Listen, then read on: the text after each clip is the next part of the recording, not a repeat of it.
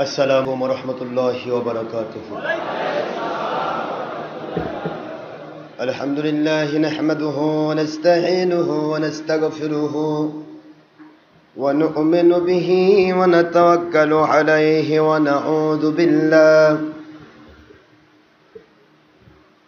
नऊज़ु बिल्लाहि मिन शुरूरि अनफुसिना व मिन सय्यिआति अअमालिना। من يهد الله فهو المهتدي ومن يضلل فلن تجد له وليا مرشدا.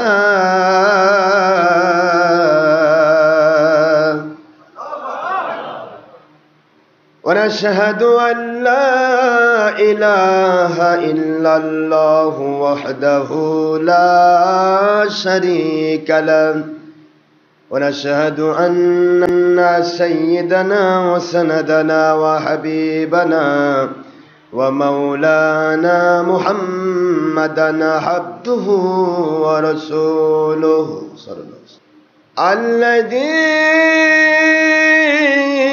أرسله بالحق شاهدا ومبشرا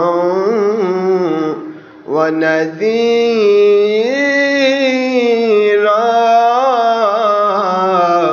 وداعيا إلى الله بإذنه وسراجا منيرا.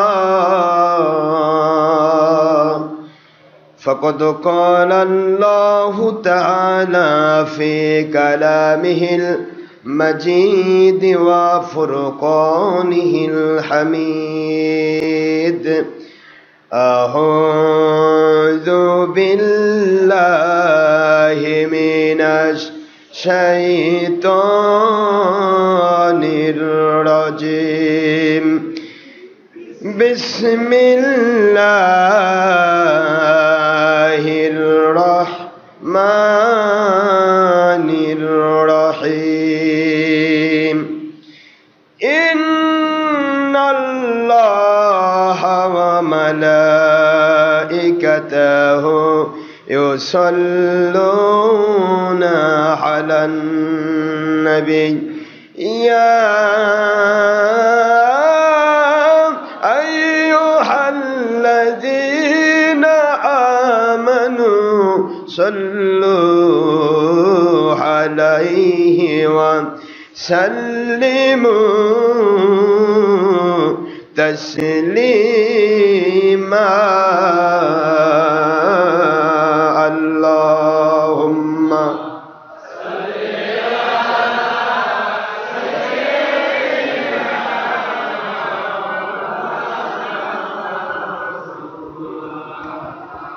وعلى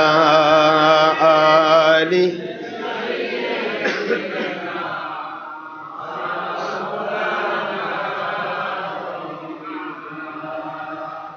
আল্লাহ আপনি দয়া করুন, নসিব করুন সোনার মদিনা।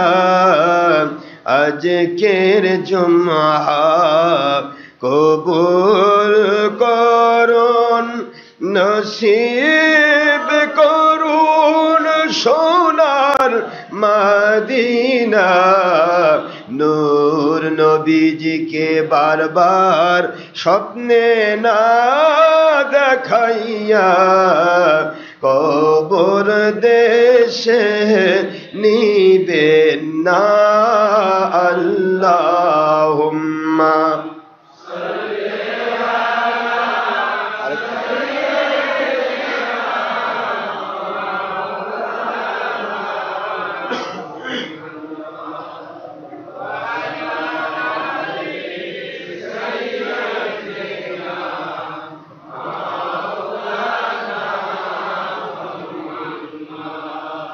তোর পাহাড়ে मूसा नबी जी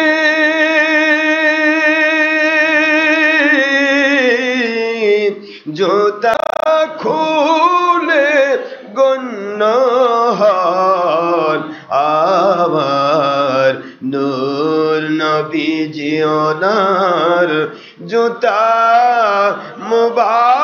মুবারকের ধুলায় আল্লাহর হারশ ধন্য হয় আল্লাহুম্মা সাল্লি আলা সাইয়্যিদিনা মাওলানা রাসূলিল্লাহ ওয়া আলা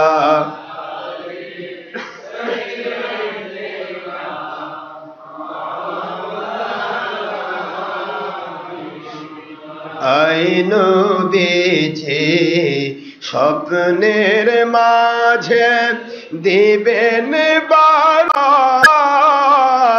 দেখা আই হাবিবি রুহানিয়াতের হালে দিবেন বারবার দেখা আই নবীজি রোজ হাসরে দিবেন মোদের দেখা থাকিবে না কো বন্ধু স্বজন থাকিবে না কো মা বাবা সন্তান থাকিবে না কো দুনিয়ার সম্পদ কাঁদিব যখন একা আল্লাহুম্মা সাল্লি আলা সাইয়্যিদিনা মাওলানা রাসূলিল্লাহ ওয়া আলা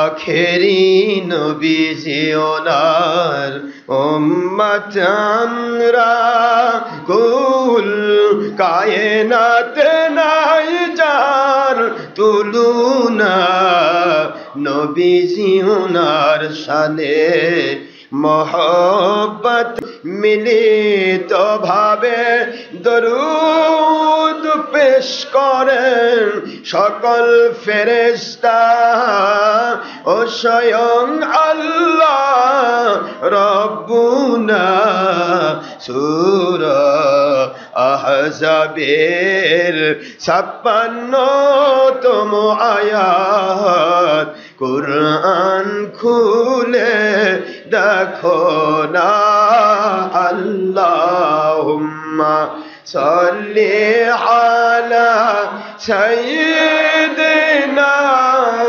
মাওলানা রাসূলিল্লাহ ওয়া আলা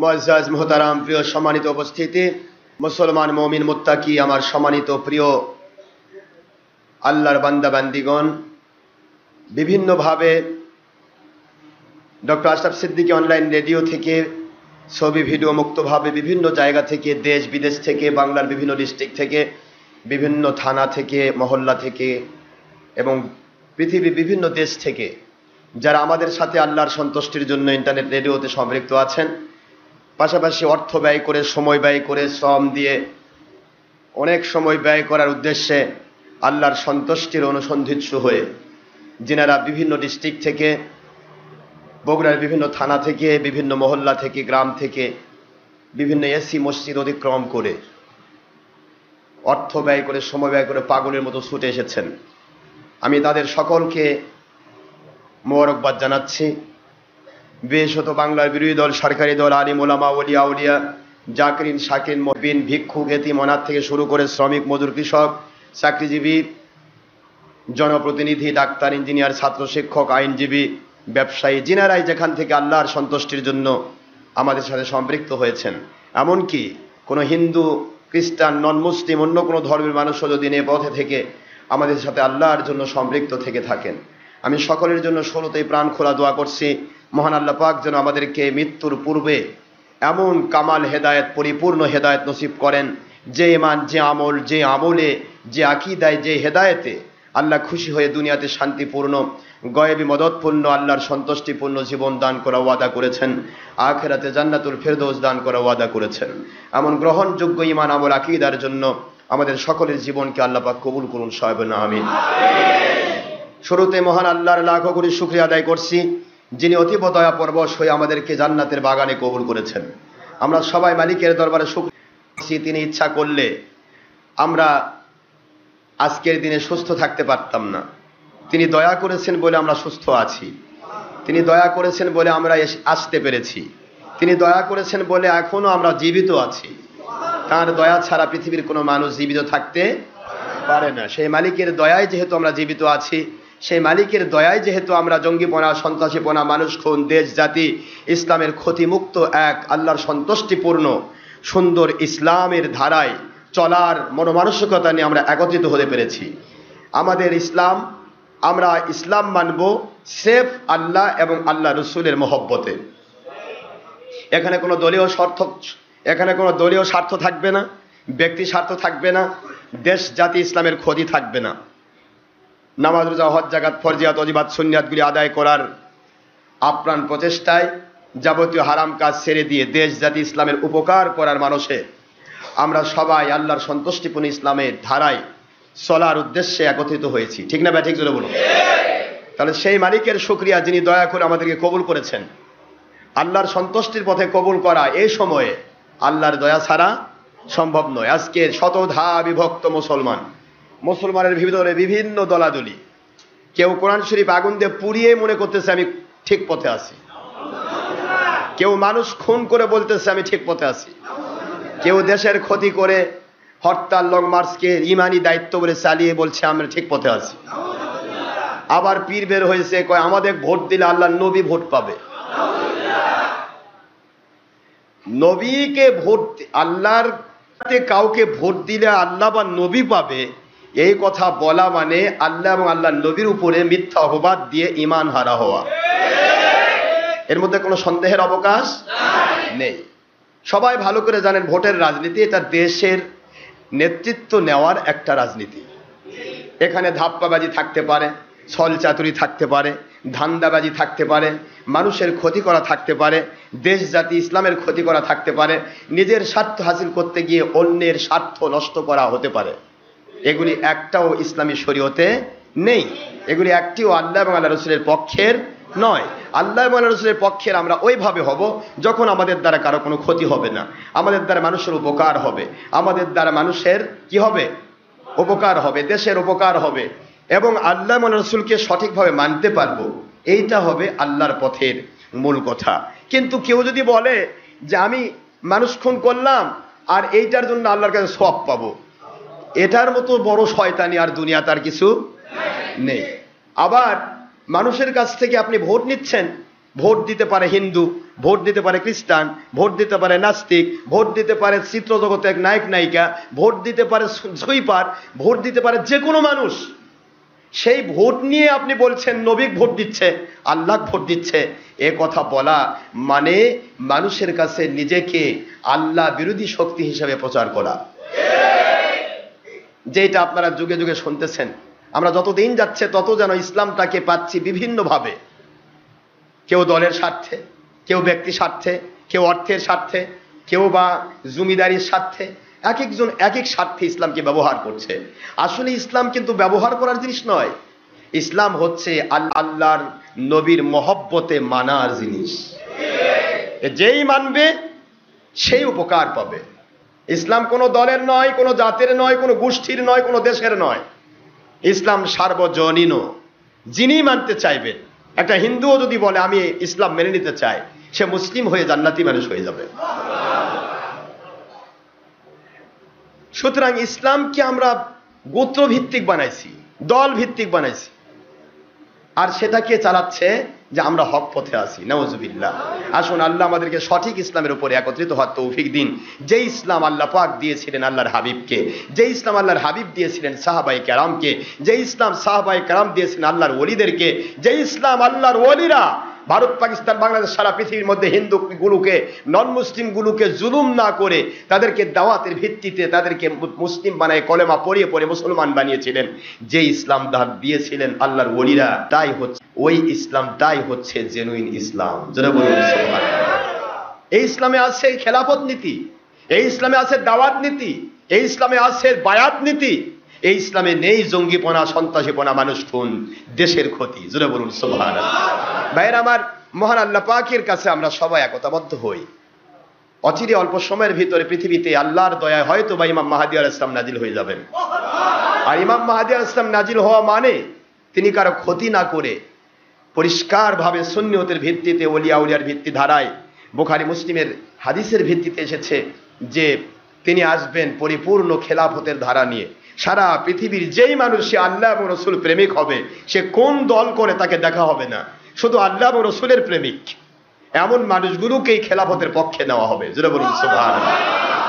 যেই মানুষগুলির মধ্যে মানুষের ক্ষতি করার চিন্তা নেই, আমরা সেই ধারার মধ্যে প্রায় চলে এসেছি। আজকে চতুর্দিকে শুধুমাত্র ধর্ম নিয়ে ব্যবসায় চলছে, কিন্তু ধর্ম মানার কোনো চিন্তা কারো নেই। না মিথ্যা বলছি? আপনার কি মন খারাপ করছেন আমার কথায়? ইসলাম মানার ইচ্ছা নেই, এটাকে শুধুমাত্র ব্যবসা হিসেবে ব্যবহার করা হচ্ছে। ইসলামটা কিভাবে আমরা ব্যবহার করছি? আল্লাহ রাব্বুল আলামিন বলেন, ওয়া মান ইয়াবতাগি গায়রাল ইসলামি দীনান ফালান ইউকবালা মিনহু ওয়া হুয়া ফিল আখিরাতি মিনাল খাসিরিন। মুফতি আল্লাহ পাক বলেন, দুনিয়ার মানুষেরা, ও মুসলমানেরা, মুমিনেরা, ও দুনিয়ার আলেম উলামারা, মুফতি মুহাদ্দিসেরা, শোনো, আমার কোরআন, আমার রাসূলের সুন্নাহ, আমার ইসলাম, ওয়া মান ইয়াবতাগি, যারা খুঁজবে, যারা অন্বেষণ করবে, মাই মানে যে বা যারা, ইয়াবতাগি খুঁজবে, অন্বেষণ করবে, গায়রাল ইসলামি দীনান, ইসলামের ধারা ছাড়া অন্য কোন বাতিলের ধারা, বাতিলের তরজ তরিকাকে ইসলাম নামে চালানোর চেষ্টা করবে, ওদের জন্য শুধু দুনিয়াতে কিছু রুজি রোজগার হতে পারে, কিন্তু তারা বরকত পাবে না। ফালাই ইউকবালা, কবুল করা হবে না, মিনহু, তাদের পক্ষ থেকে ওই ইসলাম কবুল করা হবে না, হবে না, হবে না। ওয়া হুয়া ফিল আখিরাতি মিনাল খাসিরিন।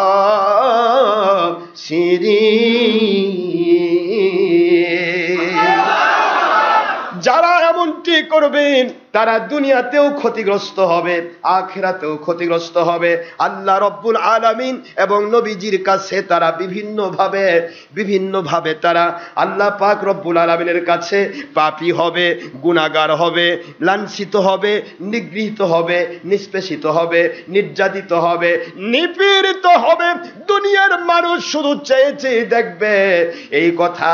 কোরআন শরীফের সূরাতুল আলী ইমরান 3 নম্বর সূরা 4 নম্বর পারা, মদিনায় অবতীর্ণ সূরা 85 নম্বর আয়াতের ভিত্তিতে বলার পরে আর আমার আল্লাহ বলেন, কোরআন শরীফের সূরাতুল বাকারা 2 নম্বর সূরা 1 নম্বর পারা, মদিনায় অবতীর্ণ সূরাতুল বাকারা আয়াত শরীফ নম্বর, এখানেও আল্লাহ 85 নম্বর আয়াত শরীফে বললেন, কি বলতেছেন আল্লাহ পাক বলতেছেন, আফাতুমিনুনা বিবাদিল কিতাবি ওয়া তাকফুরুনা বিবাদ ফামা জাযাউ মান ইয়াফআল যালিকা মিনকুম ইল্লা খিজিয়ুন ফিল হায়াতিদ দুনিয়া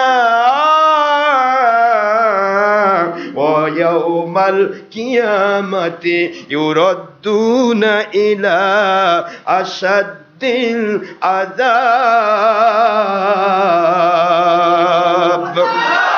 ওয়া মাল্লাহু বিগাফিলিন আম্মা তা'মালুন।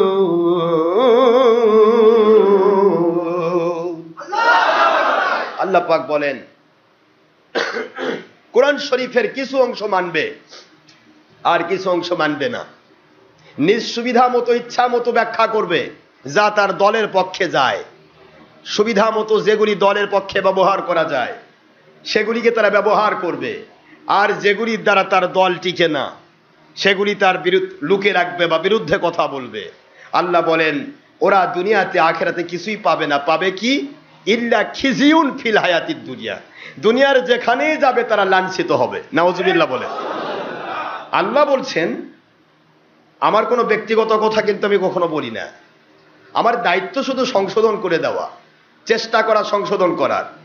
দেশ বিদেশ থেকে যারা আমার সাথে আলোচনার মধ্যে আছেন আমি আপনাদের খেদমতে বলছি, যে কোনো মুহূর্তে আমাদের জীবন প্রদীপ নিভে যাবে। আমরা আল্লাহ এবং আল্লাহ রাসূলের সন্তুষ্টির পক্ষে ইসলাম মানতে চাই, আমরা কোন রকমের ধর্মের নামে দলের ভিত্তিতে ইসলাম মানতে চাই না। তাহলে দেখবেন আপনি কামিয়াব হবেন, কামিয়াব হবেন, আপনি দুনিয়াতে আল্লাহর গায়বী মদদ পাবেন, আর আল্লাহর জন্য নিজের জীবনটা দিতেও আপনার কষ্ট হবে না। কিন্তু শুধু সুবিধা মতো যদি ইসলাম মানার দাবি করেন, মানুষকে ধোঁকা দেন, আল্লাহর জন্য জীবন দেওয়া তো দূরের কথা, একটা বোমা বাস্ট হলেও আপনার মতো ব্যক্তি টিকে থাকা সম্ভব না। কারণ আল্লাহ প্রেম, নবী প্রেম একটা আলাদা সম্পদ। এই সম্পদ যাদের ভিতরে ঢুকেছে তারা দুনিয়ার কারো ক্ষতি যেমন করে না, তেমনি দুনিয়ার কোনো শক্তিকে ভয়ও পায় না। কি ভয় পায়? আমরা আল্লাহ এবং নবী প্রেমে ইসলাম মানবো, রাজি তো? বলেন, কথা বলেন না কেন? ইসলাম মানবো আল্লাহ এবং রাসূলের মহব্বতে। মহব্বত দিয়ে যা মানা যায় সেইটাতে অনেক কিছু পাওয়া যায়। আপনি একটা মানুষের কথা মহব্বত দিয়ে শুনবেন, সে ব্যক্তি যদি এমনি সাধারণ গল্প করে তবু আপনাকে মধুর মতো লাগবে। আর যদি ঘৃণার দৃষ্টিতে শোনেন, ঘৃণার কান দিয়ে শোনেন, ঘৃণার দৃষ্টিতে দেখেন, তাহলে যদি সে মধুও ঢেলে দেয় বিষ মনে হবে, ভালো লাগবে না। ঘৃণাটা একটা আলাদা জিনিস, যেটা মানুষের অন্তরের একটা বিষক্রিয়া, যার বিষে সে নিজে নিঃশেষ হয়ে যায়। এটার দ্বারা কোনোদিন কামিয়াব হওয়া যায়। আমার কথাগুলি খুব বোঝার চেষ্টা করবেন। আকলমন্দ और समझदार के लिए इशारा काफी है, जगह जी लगाए के लिए दुनिया नहीं है, ये इबरात की जा है, तमाशा नहीं है। जो आएंगे गुफ्तान को न जाने फाक से बर तख्ते मुर्दा से बरुए खान। যে কোনো মুহূর্তে আমাদের মৃত্যু আসবে, মৃত্যু আসার আগেই আমাদেরকে আল্লাহ এবং নবীর মহব্বতে নিজেকে কোরবান করতে হবে। কোরবান মানে জব হয়ে যাওয়া নয়, কোরবান মানে নিজেকে বিলিয়ে দেওয়া, স্যাক্রিফাইস করা। একটা 2 নম্বর সুবিধা আমি পাচ্ছি, করলাম না আমার মালিকের ভয়ে, আল্লাহর সন্তুষ্টির জন্য করলাম না। আল্লাহ বলেন ওর চাইতে বড় আমি 1 নম্বর সুবিধা তোকে দান করব। কিন্তু আমরা শয়তান ধোঁকা দেয়, এত বড় সুযোগ পাইলাম, opportunity comes only one in life, জীবনে একবারই সুযোগ আসে, সুযোগ যখন পাইছি মারে দেই, তারপর যা হয় হোক। শয়তান তাকে ধোঁকা দেয়, ধোঁকা দিয়ে তাকে কি করে, একটা চকলেটের মায়ার মধ্যে ঢুকায়। কিন্তু এখানে যদি স্যাক্রিফাইস করতো, এই 2 নম্বর জিনিসটাকে যদি সে ধাক্কা মারতো, বলতো না আমার মালিক আমার জন্য যথেষ্ট, তাহলে সে একটা এই চকলেট 50 পয়সার চকলেটের না পেয়ে সে 1000 টাকার নোট 2000 চকলেটের পজিশন পেয়ে যেত। মালিক যখন কারো পক্ষে কাজ করেন তখন আর তার কোনো অভাব নেই, তার কোনো অভাব নেই, সে সব জায়গায় শান্তিতে থাকবে। কারণ অন্তরের সব পাওয়া যায়, শান্তি কিন্তু আল্লাহ প্রদত্ত এক নিয়ামত। দুনিয়ার বহুত টাকা কামাই করেছেন, কিন্তু দেখবেন আপনার ভিতরে খালি ডুগডুগি বাজতেছে, শান্তি নাই। দুনিয়াতে বহুত লোক লস্কর আছে, যেমন ফেরাউনের ছিল, নমরুদের ছিল, এরকম প্রতাপশালী বাদশাহ এত সময় নিয়ে পৃথিবীতে কেউ আর আসবে না কখনো। আল্লাহ এবং আল্লাহ রাসূল বলেছেন যে তারা যেভাবে সময় নিয়েছে 750 বৎসর, 450 বৎসর, 1750 বৎসর, এত সময়ব্যাপী সারা পৃথিবীময় শাসন করা, এত শক্তিশালী বাদশা পৃথিবীতে আল্লাহ পাক আর কখনো নাজিল করবেন না। তারপরেও কিন্তু ফেরাউন নমরুদ কখনো শান্তি পায় নাই, শান্তি পায় নাই। আপনারা ভালো করে জানেন মুসা আলাইহিস সালাতু ওয়াস সালামের আপন চাচাতো ভাই নাম ছিল মিস্টার কারুন। সে ছিল তাওরাতের হাফেজ। এখন যেমন হাফেজে কোরআন পাওয়া যায় না, সে ছিল তাওরাতের হাফেজ। তাওরাতের হাফেজ হওয়ার পরেও সে মুসা আলাইহিস সালামের বিরোধী। নাউজুবিল্লাহ পড়বেন না? এখনকার অনেক হাফেজে কোরআন মুন্সি আছে যারা আল্লাহর নবীর বিরোধী। কোরআনের হাফেজ সারাদিন কোরআন পড়ে, ওযু করে না। সারাদিন কোরআন পড়ে, কোরআন নেই থাকে, কোরআন লাত্তি মারে, কোরআনে আগুন দিয়ে পোড়ায়, আবার কয় যে আমরা হেফাজতে ইসলাম। আমি আপনাদের কষ্ট দেই এই জন্যই যে ইসলামকে নিয়ে যারা সিনেমিনি খেলে, আমি কিন্তু কিয়ামত পর্যন্ত আমার মরণ হয়ে যাবে এই মুহূর্তে, কিন্তু আমি তাদের পক্ষ নিয়ে কথা কোনোদিন বলতে পারবো না। সম্ভব নয়, অসম্ভব, অসম্ভব। কারণ ছিল ফেরাউন এর শাসন আমলে মুসা আলাইহিস সালামের আপন চাচাতো ভাই, হাফেজে তাওরাত, তাওরাতের হাফেজ, অথচ মুসা আলাইহিস সালামের খাস বিরোধী, স্বয়ং আল্লাহর নবীর বিরোধী। আল্লাহর নবীর উপরে তাওরাত নাজিল হলো, সেই তাওরাতের হাফেজ সে, তারপরে সে কার বিরোধী? নবীর বিরোধী। তার বিরুদ্ধে ষড়যন্ত্র করে, তার বিরুদ্ধে বিভিন্ন ইয়া করে, হাজার রকমের অপবাদ দেয়। মুসা আলাইহিস সালাতু ওয়াস সালাম তিনি আল্লাহ রব্বুল আলামিনের কাছে কিছুই চাননি, তার ধ্বংসও চাননি। সে বাড়তে বাড়তে এত দূর বাড়ল, তার সম্পদের কোষাগারের চাবি বহন করার জন্য 70টি উট লাগতো ব্যবহার করতে, এত সম্পদ আল্লাহ তাকে দিলেন। কিন্তু কারণ শান্তিতে ছিল? বলেন না কেন? কোন যুগেই কেউ আল্লাহ এবং রসুল বিরোধী হয়ে দুনিয়ার সব সম্পদ পেয়েও তারা শান্তি পায় নাই। সম্ভব নয়, অসম্ভব, ইম্পসিবল, কোন সময় সম্ভব নয়। শুধুমাত্র কষ্টেই থাকতে হয়েছে। দেখতে পেয়েছে যে গোটা জগতের সম্পদ আমার, কিন্তু যখন আল্লাহর কুদরতি ধরার মধ্যে পড়ল, সে নিজে তার সম্পদ সহ মাটির মধ্যে ডেবে গেল। নাউযুবিল্লাহ। কাজে আমরা কতদূর পর্যন্ত পৌঁছবো? আজকের মৌলবী মুন্সিরা ধর্মের নামে ধান্দাবাজি করে কতদূর পর্যন্ত মাল কামাই করবেন? কতদূর পর্যন্ত আপনি জমিদারি কামাই করবেন? কতদূর পর্যন্ত কয় লক্ষ কয় কোটি মানুষকে আপনি আপনার কবজায় করবেন?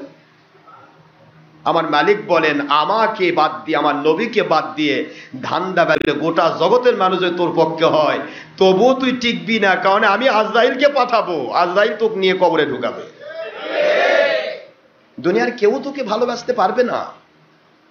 ভালোবাসার মালিক আল্লাহ, আল্লাহর নবী। গত জুমাতে আমরা একটা আলোচনা করছিলাম, আপনাদের মনে আছে? বাংলাদেশের এক মুন্সি সে ওয়াজে বলেছে, কোরআন শরীফের কোথাও নবীর মহব্বতের কথা নাই। নবীকে ভালোবাসলে জান্নাতে যাওয়া যাবে, নবীকে ভালোবাসলে আল্লাহ ক্ষমা করে দিবেন, এরকম কোন কথা কোরআনে নাই। ওয়াজ করতেছে মৌলবী, আবার তার পক্ষে হাজার হাজার লাখ লাখ মানুষও সায় দেওয়ার জন্য আছে। তাহলে এরা কয় নম্বর মুসলমান? এরাও তো মুসলমান। বলে না ভাই, কথা বলছেন না কেন? এরাও তো মুসলমান। যে মুসলমান এই ডাকে সাড়া দেয়, আল্লাহ নবীর মহব্বতের কথা কোরআনে নাই, সে কয় নম্বর মুসলমান? আমি আপনাদেরকে মুসলমানদের কোরআন শরীফ দিয়ে, হাদিস শরীফ দিয়ে প্রমাণ করে দিয়েছি। বুখারী শরীফ প্রথম খণ্ড খুলেছি, আরবি ভলিউম খুলেছি, 6 পৃষ্ঠা খুলেছি, বাব দেখাইছি, বাবু হুব্বুর রাসূল সাল্লাল্লাহু আলাইহি ওয়াসাল্লাম মিনাল ঈমান। আমার নবীর মহব্বতের নাম হলো ঈমান। আমার নবীর মহব্বতের নাম কি? ঈমান যদি থাকে তাহলে নামাজের দাম আছে, রোজার দাম আছে, হজের দাম আছে, যাকাতের দাম আছে। ঈমান যদি থাকে তাহলে কোরআনের তাফসীর করার দাম আছে, মুহাদ্দিসের হাদিস পড়ানোর দাম আছে। ঈমান যদি থাকে মানুষের খেদমত করার দাম আছে, মা বাবার খেদমতের দাম আছে, দেশ জাতি ইসলামের খেদমতের দাম আছে। সব হয়ে যাবে 10 থেকে 700 গুণ। ঈমান যদি না থাকে কোনো কিছুর দাম 4 পয়সার নাই, যেমন ইবলিসের 6 লক্ষ বছরের ইবাদতের দাম নাই। এই ঈমান হচ্ছে আমার নবীর মহব্বত। যেখানে নবীর মহব্বত ঈমান, সেখানে বলছে নবীর মহব্বতের কোনো কথা কোরআন হাদিসে নাই। গল্প করলাম না গত জুমাবারে, আমি মৌলবীর ওয়াজ আপনাদেরকে শুনাইছি, ওয়াজ আমি শুনাইছি। এখন আপনারা আমাকে বুঝাই দেন, এমন মৌলবীর পিছে যারা আছে তারা কয় নম্বর মুসলমান? কিরকম মুসলমান? ইমানই তো নাই।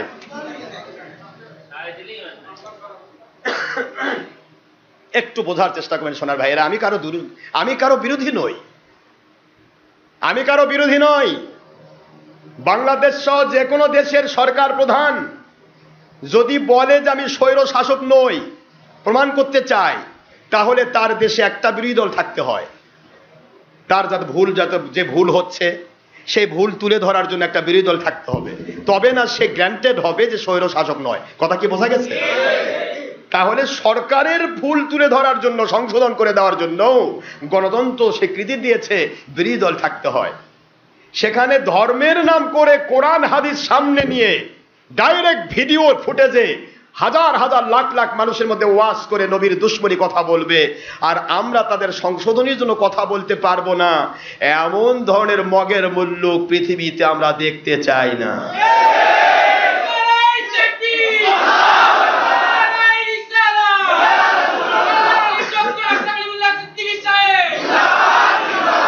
শুধু বোঝার চেষ্টা করবেন, সংশোধন করার দায়িত্ব আমাদের। আমরা সংশোধনের জন্য বলছি, ভালো লাগলে গ্রহণ করবেন, না ভালো লাগলে যা ইচ্ছা তাই করবে, সত্য কথা ফেলবেন, আমার কোনো যায় আসে না। মরবো আমি হাসতে হাসতে মালিকের জন্য, যাবো জান্নাতে, আর যারা মারতে যাচ্ছেন তারা যাবেন জাহান্নামে। মজা আমারই, মজা আপনার নয়। আমার পথে কাঁঠা দিয়ে আপনি মজা পাবেন না, মজা আমারই। কি ঠিক না ব্যাঠিক? প্রশ্ন হলো, আমি আমার আল্লাহর পক্ষে, নবীজির পক্ষে সত্য কথা বলবো, আর আপনি আল্লাহ এবং নবীর বিরুদ্ধে দলের স্বার্থে শয়তানি করার চেষ্টা করবেন, গয়বী মদদ আমাদের উপরেই হবে, আপনার উপরে আল্লাহর লানত হবে। এই জন্য শয়তানি বন্ধ করতে হবে। ধর্ম দিয়ে ব্যবসা চলে না, ধর্ম দিয়ে মানুষকে ধোঁকা দেওয়া যায় না। ধোঁকাবাজ এমনি সাধারণ মানুষ ধোঁকা দিচ্ছে, তার কাছে কেউ ধোঁকায় পড়বে না। কিন্তু ধর্ম দিয়ে যখন ধোঁকা দেওয়া হবে, আমি হাব্বা জুব্বা পড়ছি, সব পড়ছি, পরে যদি আমি আপনাদের বলি ভাই মিলাদ টিলাদ কিছু নাই, তাহলে আপনি বলবেন ঠিক, এত বড় হুজুর কইছে, এটা কি ভুল হতে পারে? আরে কথা করছেন না কেন? সারা জীবন আপনারা হাত তুলে মোনাজাত করেছেন, এখন আমি যদি বলি ভাই মোনাজাত বলে কোনো জিনিস নাই, আপনাদের মধ্যে ভাগ হবেন না? কথা বলেন হবেন না? অবশ্যই ভাগ হয়ে যাবে। কিন্তু বাংলাদেশের আওয়ামী লীগ বা বিএনপি, এমনকি সরকার প্রধানও যদি এসে বলে ভাই আপনারা মোনাজাত করেন না, মোনাজাত কোনো হাদিস কোরআনে নাই, বাংলাদেশের সিংহভাগ মানুষ বলবে আপনি রাজনীতি করেন, রাজনীতিতে থাকেন, আপনার কাছে আমরা ধর্ম শিখতে চাইনি। কি কথা বলেন ঠিক না বা ঠিক? জোরা বলেন। কিন্তু ডক্টর আশরাফ সিদ্দিকী বা এই জাতীয় কোনো মৌলবী মুন্সি বা পীর সাহেব যদি কোরআন হাদিস সামনে নিয়ে উল্টা পাল্টা বলে, তাহলে মানুষের ভিতরে দ্বিধা দ্বন্দ্ব, মানুষের মধ্যে ভেদাভেদ সৃষ্টি হয়ে যায়, ফিতনা ফাসাদ সৃষ্টি হয়ে যায়, মানুষের মধ্যে ভাগ হয়ে যায়। আরে একদল বলবে এতদিন এগুলা করে আসলাম, এটা কেমন হলো, আরেকবাদের পরে মুছে মাঠ ঠেলা ঠেলি। দেখেন না মন খারাপ নাকি? দেখতেছেন না? যতদিন আপনারা ফরজ নামাজের পরে মুনাজাত করেছেন, ততদিন কোন মসজিদে জুতা চুরি হয়নি। মাত্র 10-15 বছরের ব্যবধানে 22 নম্বর মুন্সিরা যখন উল্টাপাল্টা বলল ফরজ নামাজের পরে মুনাজাত এটা নামাজের অংশ নয়, তখন থেকে দেখা যাচ্ছে মানুষ সুবিধা মতো ডান দিকে বাম দিকে সালাম কমপ্লিট না হতেই দিচ্ছে দৌড়, আর নতুন জুতা নিয়ে পুরাতন জুতা রেখে পালিয়ে যাচ্ছে। তাহলে নামাজ পড়তে এসে চুরি করে গেল, কেমন মজা হলো? এই শিক্ষাই দিচ্ছে বাতিল 72 ফেরকার ধর্ম ব্যবসায়ী মৌলবীরা। এরা জাতিকে কিছু দিতে পারবে না, এরা জাতির চরিত্র গঠন করতে পারবে না, এরা জাতিকে বানাবে বেয়াদব। যুগে যুগে আপনারা দেখেছেন কোন ওস্তাদ সামনে আসলে দাঁড়ায়, এরা কয় দাঁড়ান যাবে না, শিরক। আপনারা কি ভুল বুঝতেছে নাকি আমার? আপনারা যে স্কুলে আপনি যেখানেই থাকেন, আপনি যে দলের হন, আমার কোনো আপত্তি নাই, we have no objection about our matter, about our party our personality or our business or all other of our profession. আপনার কোনো বিষয় নিয়ে আমার অবজেকশন নয়। আমি শুধু এইটুকু বলতে চাই, আপনি বলেন তো ছোটকাল থেকে প্রাইমারি স্কুল থেকে শুরু করে আপনি আপনার আপ লেভেল, আপনার সেকেন্ডারি, হায়ার সেকেন্ডারি, তারপরে স্নাতক, স্নাতকোত্তর সমস্ত লেখাপড়া করলেন, এমন কোন স্কুল, এমন কোন কলেজ, এমন কোন ইউনিভার্সিটি, এমন কোন দুনিয়াবিক সাধারণ শিক্ষার প্রতিষ্ঠান দেখেছেন যে কোন একটা হিন্দু শিক্ষক বা নন মুসলিম শিক্ষক বা একটা নাস্তিক শিক্ষক অথবা নামাজ কালাম কিচ্ছু ধারে না এমন শিক্ষক ক্লাসে ঢুকতেছে আর ছাত্রছাত্রীরা ক্লাসে বসে আছে? দেখেছেন কখনো? কেন?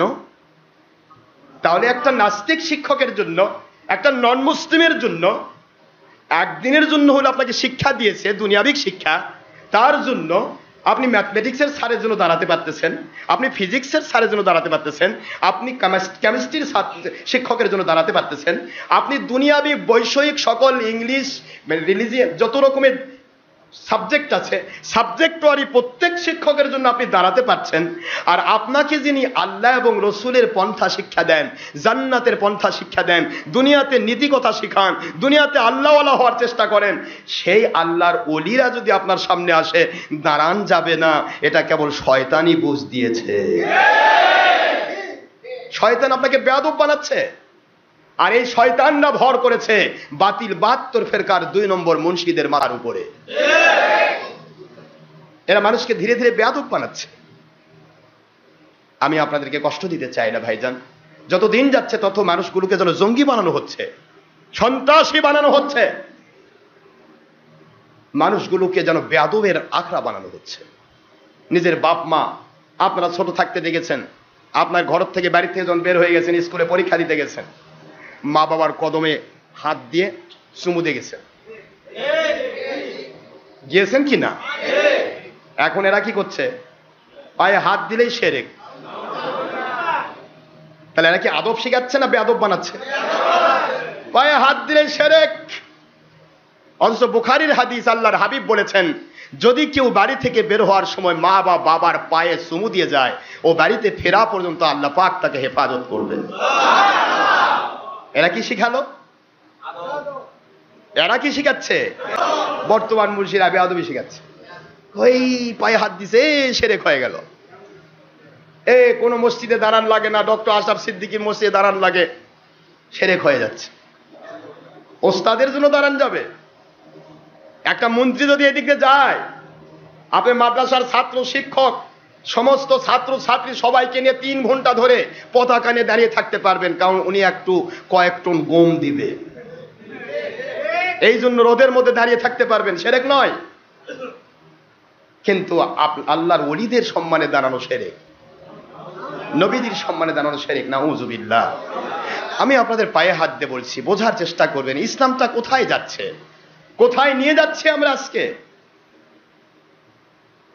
যত দিন যাচ্ছে তত যেন ফিতনা বাড়ছে। প্রত্যেকটা জায়গায় টাইম নিয়েও কত কথা বলা হচ্ছে। নামাজের টাইম পারে না, আর হয়ে যাচ্ছে। হুজুর নামাজ পড়ায় না, হুজুর টাইমে নামাজ পড়ায়, অসময়ে নামাজ পড়ায়। আজ পর্যন্ত একটা মৌলবী দেখাতে পারে নাই আমার নবী কোন দেশের ঘড়ি ফলো করে 1টায় বা 1:01টায় বা 1:30টায় কাঁটা, ঘড়ির কাঁটা ধরে নামাজ পড়িয়েছেন। আজও কোনো মৌলবীর পক্ষে সম্ভব হয় নাই। কিয়ামত ঘটবে, হবেও না। তাহলে মিথ্যা কথা বলো কেন তোমরা? তোমরা বলো যে আমরা মানুষকে সুবিধার জন্য বা নিজের সুবিধার জন্য নামাজের টাইম একটা দেই, ওই টাইমে নামাজ পড়ায়, তারপরে একজনের বাড়ির যারা কোরআন শরীফ পড়ায় 300 টাকা মাস পায়, একজনের বেটিক পড়ায় বা বেটাক পড়ায় টাকা কামাই করি। কিন্তু মসজিদে যদি এত টাইম দেই, তাহলে আমার কামাই তো হবে না। তোমার কামাইয়ের সুবিধার জন্য তুমি নামাজের টাইম নির্দিষ্ট করেছো, আমার কোনো আপত্তি নেই। হালাল রুজি কামাই করা ফরজ, সেজন্য যদি কেউ করে সুবিধা নেয়, আলহামদুলিল্লাহ। কিন্তু জুমার দিনও কি সেই সুবিধা নেওয়া লাগবে? জুমার দিন কি ব্যবসা আছে নাকি, চাকরি আছে? কি করবেন আপনি এই সময়? আমার মালিকের জন্য যদি 2 ঘন্টার টাইম বেশি দেন, এই 2 ঘন্টার টাইম হবে আপনার জীবনে 7 দুগুণে 14 ঘন্টা, 700 গুণ 1400 ঘন্টার সমান। আপনার জীবনের কত সময় পার হয়ে গেছে টিভির পর্দায়। একটা দিন শয়তান ধোকা দেয় নাই, কেরে এত সময় কাটাচ্ছিস কেন? তোর চোখ নষ্ট হচ্ছে, তোর কান নষ্ট হচ্ছে, তোর সময় নষ্ট হচ্ছে, অপচয় হচ্ছে তোর জীবন। একটা বার শয়তান ধোকা দেয় নাই। মসজিদে গিয়ে 5 মিনিট টাইম বেশি হয়ে গেলে শয়তান আপনাকে ধাক্কায়, এত সময় লাগতেছে কেন? আপনি বুঝতে পারতেছেন না শয়তান আপনার প্রকাশ্য শত্রু। শয়তান চায় না যে আপনাকে কি করে আল্লাহর সন্তুষ্টির পথে সময় ব্যয় হোক, এটা শয়তান চায় না। 1000 সময় কেটেছে, হতে পারে একদিন আপনি 1 ঘন্টা টাইম আমার মালিকের জন্য দিয়েছেন, ওই 1 ঘন্টার টাইমকে 700 ঘন্টা বাড়ায় আপনার জীবনের 700 ঘন্টার 2 নম্বরই জায়গায় সময় কাটাইছেন। ওই সময়গুলোর কাফফারা হিসেবে আল্লাহ কবুল করতে পারেন। আমরা কাউকে তো শাস্তি দিতে চাই না ভাইজান, আমরা তো কারো ক্ষতি করতে চাই না। আমরা চাই কি করে মানুষগুলি উপকার পায়, কি করে মানুষগুলি এসেছে দূর দূরান্ত থেকে। আজকে আপনারা কেউ রাজশাহী থেকে এসেছেন, কেউ জামালপুর ডিস্ট্রিক্ট থেকে এসেছেন, ময়মনসিংহ থেকে এসেছেন, রংপুর থেকে এসেছেন, জয়পুরহাট থেকে, বিভিন্ন ডিস্ট্রিক্ট, এমনকি চট্টগ্রাম, তারপরে আপনার সেই কুমিল্লা, সিলেট, গত জুমাতে সিলেট থেকে লোক আসছিল। এখন এই যে এত দূর থেকে আপনি লোক আসতেছেন, গতকালকে নামাজ পড়ার জন্য সেই ফরিদপুর রাজবাড়ী থেকে একজন এসে বসে আছেন। তাহলে আমি আপনাদের খেদমতে আমি সময় যদি না দেই, তাহলে আপনি কষ্ট করে আসলেন, যাওয়ার সময় কিছু নিয়ে যেতে পারলেন না, এটা আপনাকে আমার ফাঁকি দেওয়া হলো। আমি নিজের স্বার্থ নষ্ট করতে চাই, কিন্তু অন্যের স্বার্থকে আমি হাসিল করে দিতে চাই। এটা আমার দায়িত্ব, আমার জীবনটা আমি মালিকের জন্য দিয়েছি। কিন্তু এখানে ধর্ম ব্যবসায়ী মৌলবীরা মিথ্যা কথা বলে আপনাকে কি করবে, আপনার জায়গা থেকে ডিসপ্লেস করার চেষ্টা করবে। ভাই আমার, আমি আপনাদের খেদমত আরজ করছি, আসেন ইসলামটাকে আমরা আল্লাহ এবং রসুলের মহব্বতে ব্যবহার করি। আল্লাহর হাবিবের মহব্বত কাকে বলা হয় একটু চিন্তা করুন, গবেষণা করুন। ইসলামের ধারায় ১.৫ লক্ষ মতান্তরে ১,৪০,০০০ সাহাবী, প্রত্যেকজন সাহাবী মর্যাদা পেয়েছেন আল্লাহর কাছে একটাই কারণ, তারা তাদের জীবনের চাইতে বেশি ভালোবাসা আমার নবীজিকে দিয়েছে। কিন্তু কাকে দিয়েছেন? নবীজিকে দিয়েছেন ভালোবাসা। তারা নামাজ পড়েছেন, আমরাও নামাজ পড়ি, আমরা সাহাবী পর্যন্ত পৌঁছতে পারবো না। তারাও রোজা রেখেছেন, আমরাও রোজা রাখি। তারাও হজ করেছেন, আমরাও হজ করি। তারাও জাকাত দিয়েছেন, আমরাও জাকাত দেই। তারাও ইসলাম মেনেছে, আমরাও ইসলাম মানি। তারাও বায়াত হয়েছেন নবীর হাতে, আমরাও বায়াত হই। কিন্তু সাহাবী পর্যন্ত পৌঁছা সম্ভব নয়, কারণ আমরা আমার নবীকে সাহাবীর মতো ভালোবাসা দিতে পারি নাই। শুধু নবীর ভালোবাসার কারণে সাহাবীদের মর্যাদা এত দূর। তার প্রমাণ নিয়েবেন না? কষ্ট হচ্ছে? তার প্রমাণ পেতে চান? আমি তো প্রমাণ দিয়েছি গত জুমাবারে, অনেকগুলি প্রমাণ দিয়েছি বুখারীর হাদিস থেকে। যারা বলছেন নবীর মহব্বত কোরআন হাদিসে নাই, আমি তাদের পায়ে হাত দিয়ে বলবো, নবীর মহব্বত ছাড়া কোরআন হাদিসে কোনো কথাই নাই। যা কোরআন হাদিসে আছে সব নবীর মহব্বতে। এমনকি আল্লাহ জান্নাত বানাইছেন, জাহান্নাম বানাইছেন, আসমান জমিন, গ্রহ তারা, চাঁদ সূরজ, সবকিছু আল্লাহ তৈরি করেছেন আমার নবীর মহব্বতে। আমি যদি প্রমাণ দিতে পারি, তাহলে যারা বলেন নবীর মহব্বত কোরআন হাদিসে নাই, তারা কি প্রমাণ হবে? এটা কথা কোন আগে কি হলো? প্রমাণ দেব? আচ্ছা দিচ্ছি, প্রমাণে আসতেছি। প্রমাণ গত জুমাতে কিছু দিয়েছি, আজকেও কিছু দেই। চলতে থাক, দেখি নবীর প্রেম আছে না নাই। কিন্তু তার আগে আমি একটা কথা বলবো। আমরা এখানে নবীজি পাক সাল্লাল্লাহু আলাইহি ওয়াসাল্লাম ওনার মহব্বতে, ওনার পক্ষ থেকে, আমাদের পক্ষ থেকে ওয়াজিব কুরবানি আদায় করার পরেও পক্ষ থেকে আমরা এবার 19টি গরু কুরবানি করেছি আল্লাহর নামে। কয়টি গরু? 19টি গরু কুরবানি করেছি। কার নামে? আল্লাহর নামে, নবীজির পক্ষ থেকে। যেমন আমরা আমাদের পক্ষ থেকে দেই কার নামে? আমার মার পক্ষ থেকে দেই কার নামে? বাবার পক্ষ থেকে দেই কার নামে? আমার নবীর পক্ষ থেকে আমরা দিয়েছি কার নামে? আল্লাহর নামে। এটা নিয়েও অনেক ভেজাল হচ্ছে, জানি না তারা আসছে কিনা। পাবনাতে আমাদের এক মুরিদ কয়জন, তারা নাকি গরু না খাসি কোরবানি করেছে নবীজি পাক সাল্লাল্লাহু আলাইহি ওয়াসাল্লামের পক্ষ থেকে। এখানেও কিছু বাতিল 72 মুন্সিরা, তারা নাকি তাকে ধরেছে। হ্যাঁ, আপনি এটা পালেন কই? এটা পালেন কই? আরে নবীর মহব্বতে কিছু করব, তা পাওয়া লাগবে কই? তোর কাছে তো দরকার নাই। আমার নবীর মহব্বতে আমার জমিদারি আমি দান করে দিব, তুই বলবি?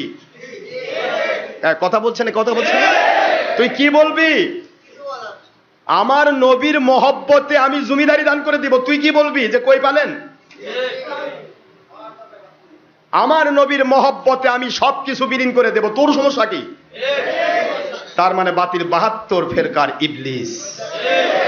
এই ইবলিস নবীর প্রেমে যখনই কথা বলবেন, তখনই এদের সমস্যা, এদের ফতোয়া লাগে। আবার ওই মুনশিক যদি মাথা থেকে পা পর্যন্ত আমি ধরি, একবারে কাপড় চোপড় সব খুলে ফেলবো, দলিল দিতে পারবে না। একটা দলিল দিতে পারবে না। সে যে পোশাকটা পরেছে ওর কোনো দলিল নাই, সে গোটা মাথা থেকে পা পর্যন্ত আমি খুলবো, ও দলিল দিতে পারবে না। ও যে দল করে সে দলের কোনো দলিল কোরআন হাদিস দিয়ে দিতে পারবে না।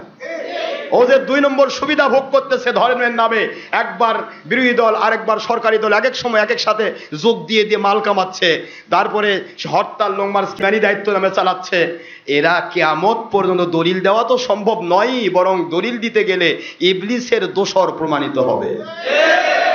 অথচ নবী প্রেমে যখন কাজ করা হচ্ছে তখন ওদের দলিলের প্রয়োজন। কিসের প্রয়োজন? কিন্তু আলহামদুলিল্লাহ, শুকরিয়া করুন, আমরা এমন কোন আমল করি না যার কোনো দলিল নাই। কুল হাতু বুরহানাকুম ইন কুনতুম সাদিকিন।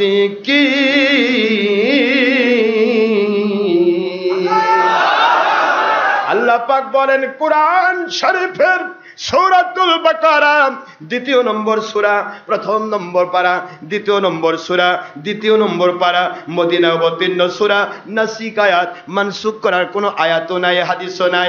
আয়াত শরীফ নম্বর আল্লাহ পাক পরিষ্কার করে বলে দিলেন 111 নম্বর আয়াত সূরাতুল বাকারা 1 নম্বর পারা এসেছে।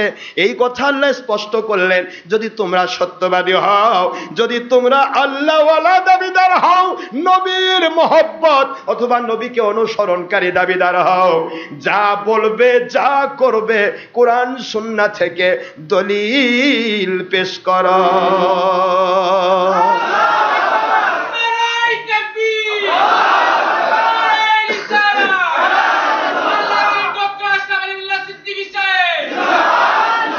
দলিল পেশ করার কথা কে বলেছেন?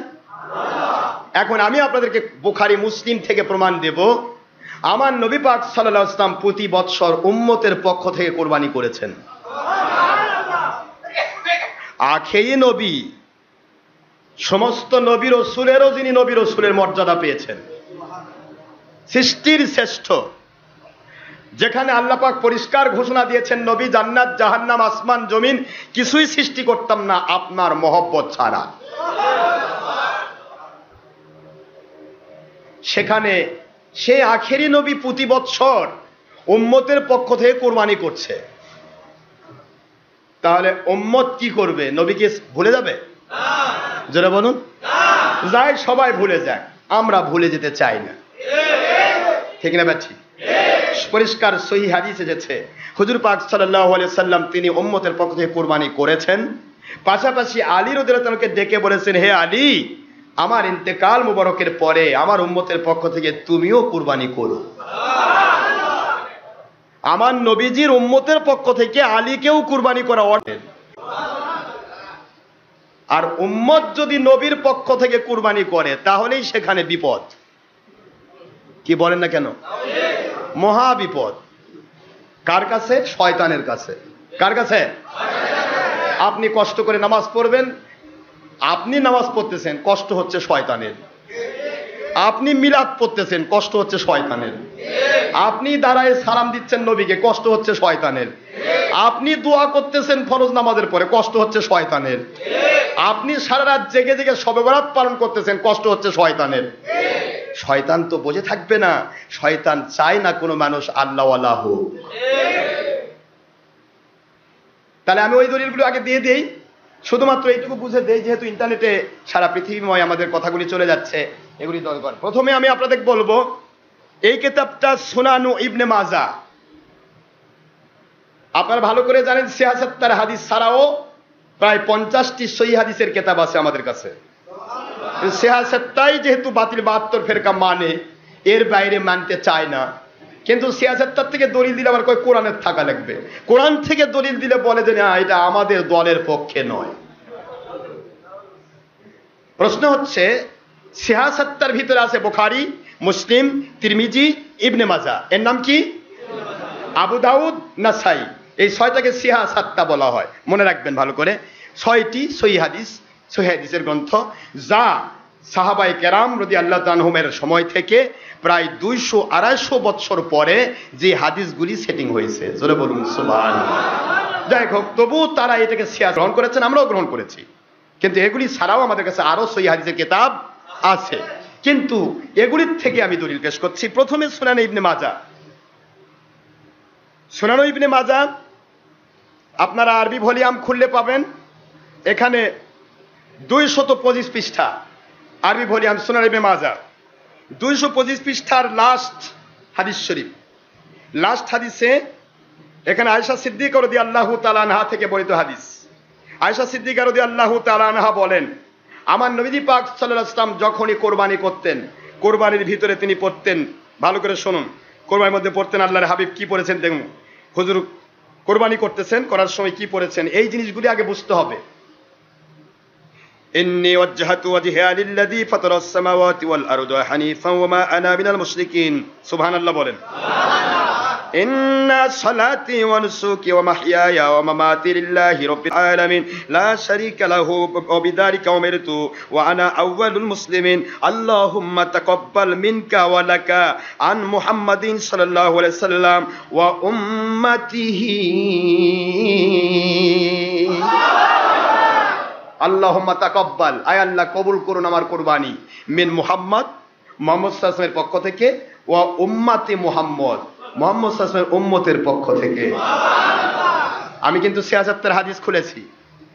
আল্লাহর হাবিব কুরবানি করলেই তার উম্মতকে তার সাথে অ্যাড করেছেন। বুঝতে পারতেছেন নাকি আমার কথা? আল্লাহুম্মা তাকাব্বাল মিন্নি, আমার পক্ষ থেকে কুরবানি কবুল করুন, ও মিন উম্মাতি, এবং আমার উম্মতের পক্ষ থেকে কবুল করুন। ইবনে মাজাহ দিলাম, একটু বোঝার চেষ্টা করবে। এর নাম সহিহ মুসলিম, মুসলিম শরীফের 2য় খণ্ড আরবি ভলিউম। না, ভুল বলছি, মুসলিম শরীফ 2য় খণ্ড, মুখস্থ করে রাখবেন। হাদিস শরীফ, হাদিসের নাম্বার হচ্ছে 1967, মুসলিম শরীফের হাদিস। হুজুর পাক সাল্লাল্লাহু আলাইহি ওয়াসাল্লাম এখানে কি বলেছেন দেখেন, ভালো করে শুনুন। আল্লাহুম্মা তাকাব্বাল মিন মুহাম্মদ সাল্লাল্লাহু আলাইহি ওয়াসাল্লাম ওয়া আলি মুহাম্মদ, মুহাম্মদ সাল্লাল্লাহু আলাইহি ওয়াসাল্লামের আলা আওলাদ, ওয়া মিন উম্মতি মুহাম্মদ, মুহাম্মদ সাল্লাল্লাহু আলাইহি ওয়াসাল্লামের উম্মতের পক্ষ থেকে কুরবানি কবুল করুন। সহিহ মুসলিম, সহিহ মুসলিম শরীফের 1967 নম্বর হাদিস, 156 পৃষ্ঠা 2য় খণ্ড আরবি ভলিউম মুসলিম শরীফ। হুজুর পাক সাল্লাল্লাহু আলাইহি ওয়াসাল্লাম কোরবানির সময় তার উম্মতকে অ্যাড করে কোরবানি কবুল করার দোয়া করেছেন।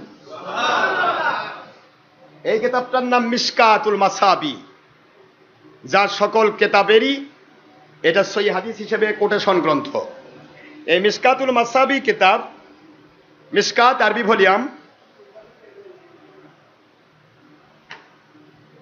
মিশকাত শরীফ আরবি ভলিউম মুখস্থ রাখুন ভালো করে।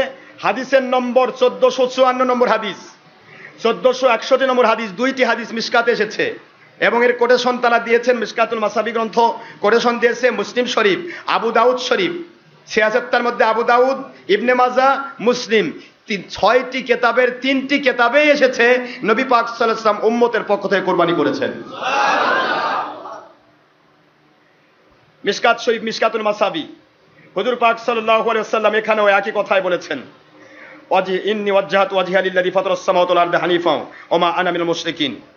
সুবহানাল্লাহ। এর হুজুর বলছেন, আল্লাহুম্মা ইন্না সালাতি ওয়া নুসুকি ওয়া মাহইয়ায়া ওয়া মামাতি লিল্লাহি রাব্বিল আলামিন লা শারীকা লাহু ওয়া বিযালিকা উমিরতু ওয়া আনা আউওয়ালুল মুসলিমিন। আল্লাহুম্মা মিনকা ওয়া লাকা আন মুহাম্মাদিন সাল্লাল্লাহু আলাইহি সাল্লাম ওয়া উম্মাতিহি। বিসমিল্লাহি, আল্লাহু আকবার। আল্লাহু আকবার বলবেন না জোরে?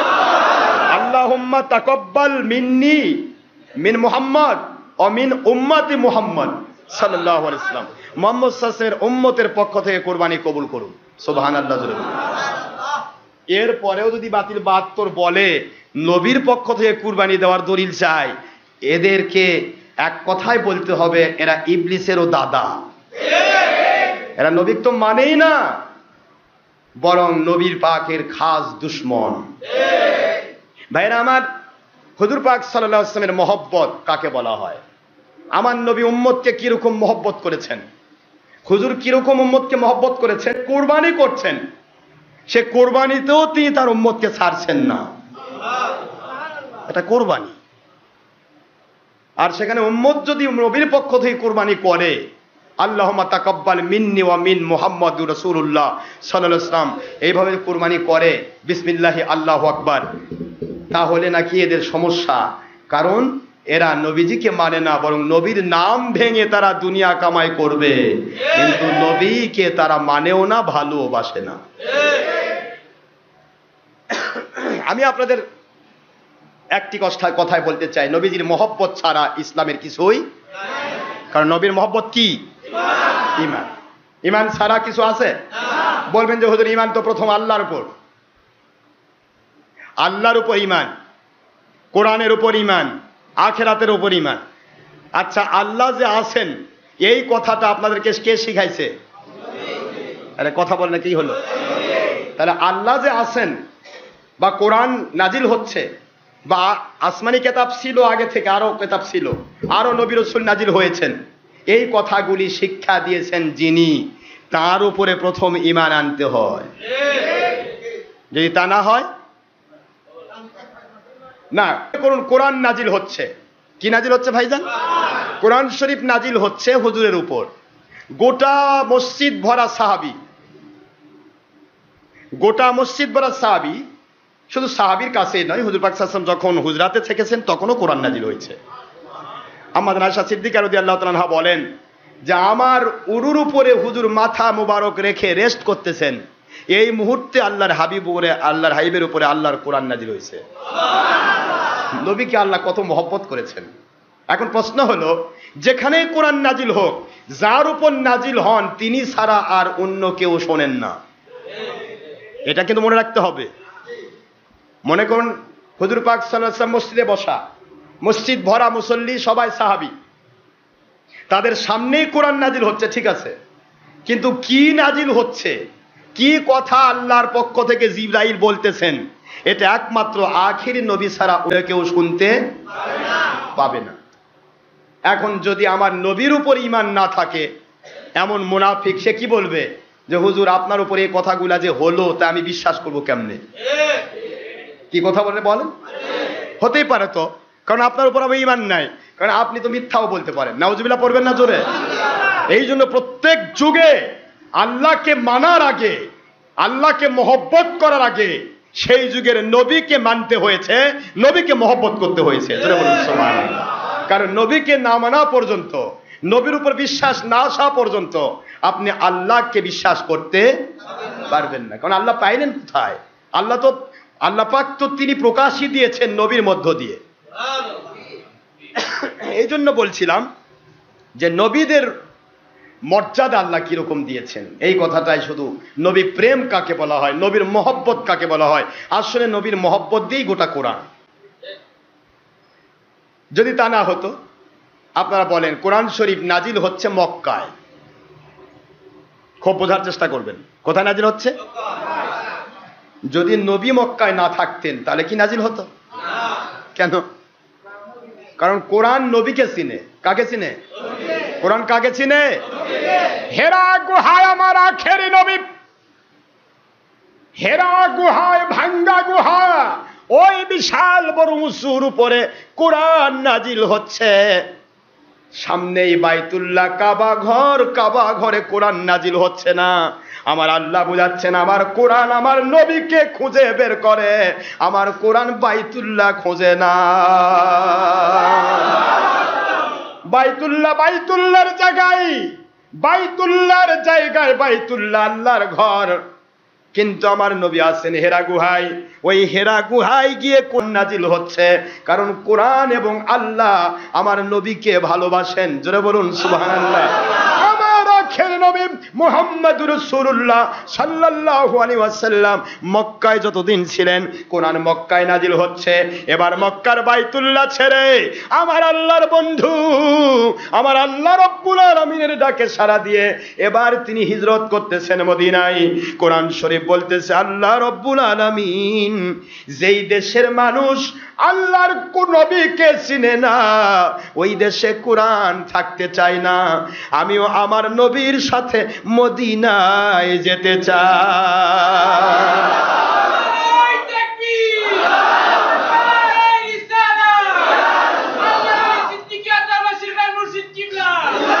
মুসলমান সোনার ভাইরা, আপনি আমি কোরআন চিনি, আপনি আমি আল্লাহ চিনি, আল্লাহ এবং আল্লাহর কোরআন নবী চিনেন। জোরে বলুন সুবহানাল্লাহ। আপনি আমি নবী কোরআন ভালোবাসি, আপনি আমি আল্লাহ ভালোবাসি, আর আল্লাহ এবং কোরআন নবীজিকে ভালোবাসেন। এই জন্য আল্লাহ বললেন, কুল ইন কুনতুম তুহিব্বুনাল্লাহ ফাত্তাবিউনি ইউহিব্বুকুমুল্লাহ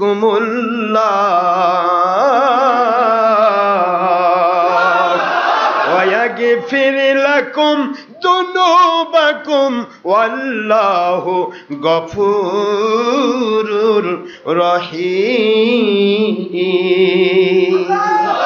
কোরআন শরীফের সূরাতুল আলে ইমরান আয়াত শরীফ নম্বর 31, 3 নম্বর সূরা, 3 নম্বর পারা, মদিনায় অবতীর্ণ সূরা, 31 নম্বর আয়াত। আল্লাহ বললেন, আমার বন্ধু আপনি দুনিয়ার মানুষকে বলে দেন, দুনিয়ার সকল জাত গোষ্ঠীকে বলতে চাইছেন, সে যে কোনো জাতের হোক না কেন, সে ইহুদি হোক, খ্রিস্টান হোক, নন মুসলিম হোক, হিন্দু হোক, বৌদ্ধ হোক, যে কোনো ধর্মের মানুষ হোক, কেউ যদি আমাকে ভালোবাসতে চায়, আমার ভালোবাসা পেতে চায়, আমাকে মানতে চায়, তাহলে সে যেন আপনাকে ভালোবাসা দিয়ে মেনে নেয়।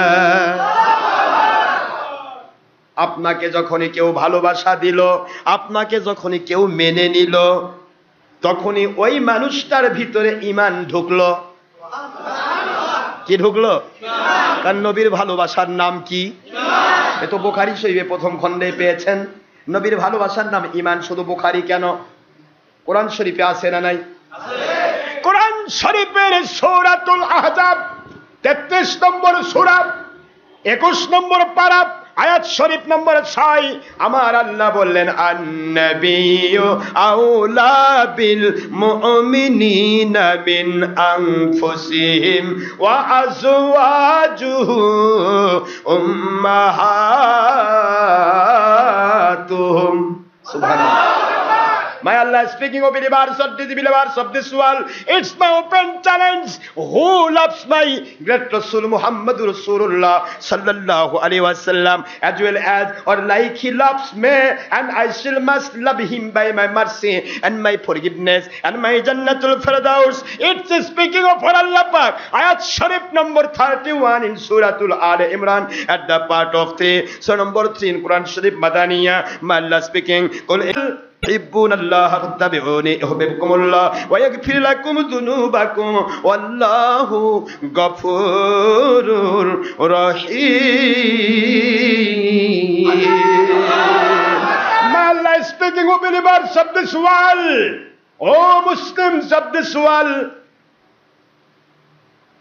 who loves my great Rasul Muhammad sallallahu alaihi wasallam. Subhanallah jore bole, Muhammad সাল্লাল্লাহু আলাইহি ওয়াসাল্লামকে যারা ভালোবাসবে, মুমিন যারা দাবি করবে, nobody can believers until you most love my Muhammadur Rasulullah sallallahu alaihi wasallam from your life. Subhanallah bolen. And his all wives will must mothers of all believers from foundation to the judgment, no doubt. It's speaking of Allah Pak. Ayat Sharif number 6 in Suratul Ahzab at the part of 21, Surah number 33 Quran Sharif Madaniya.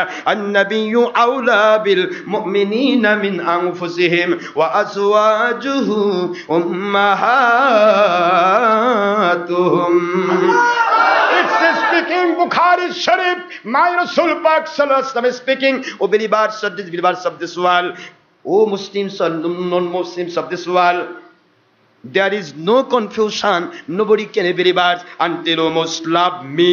That means Muhammadur Rasulullah sallallahu alaihi wasallam from your father and your mother and your sister and your brother and your son and your daughter and all other of your family member and all other of your Muslim and this world and your life. Nobody can believe us. It's speaking of our Rasul Pak sallallahu alaihi wasallam. Bukhari at page number 7 and 71. Mishkat at page number 12 in Arabic medium an Anas ibn Malik radiyallahu ta'ala anhu wa fi riwayatin ukhra fi al-Bukhari an Abi Hurairah radiyallahu ta'ala anhu qala Rasulullah sallallahu alayhi wa sallam walladhi nafsi biyadihi la yu'minu ahadukum hatta akuna ahabba ilayhi min walidihi wa waladihi wa fi riwayatin ukhra fi al-Bukhari an Anas ibn Malik radiyallahu ta'ala qala Rasulullah sallallahu alayhi wa sallam la yu'minu ahadukum hatta akuna ahabba ilayhi min walidihi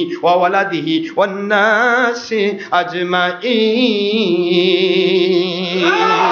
رواه متفق عليه وفي رواية أخرى في مسلم عن ماله وعن نفسه أو كما قال رسول الله صلى الله عليه وسلم رواه البخاري مسلم فيض الباري فتح الباري عمدة القاري إرشاد الشيخ تفسير الباري وغير ذلك 50 কিতাবা সহিহা প্রায় 50 টিরও বেশি হাদিসের কিতাব বুখারী প্রথম খণ্ড 6-7 পৃষ্ঠা মুসলিম শরীফ মিশকাত শরীফের 12 পৃষ্ঠা আরবি ভলিউম এমনি করে 1 নয় 2 নয় 50 টি হাদিসের কিতাব কুরআন শরীফের সূরাতুল আহজাব 33 নম্বর সূরা 21 নম্বর পারা আয়াত শরীফ নম্বর 6 সূরাতুল আহজাব আমার আল্লাহ বললেন তোমরা মুমিন হতে পারবে না মুমিন হতে পারবে না মুমিন বলে যেই দাবি করবে তার কাছে আমার বন্ধু আখেরি নবী জীবনের চাইতেও বেশি ভালোবাসার মানুষ হতে হবে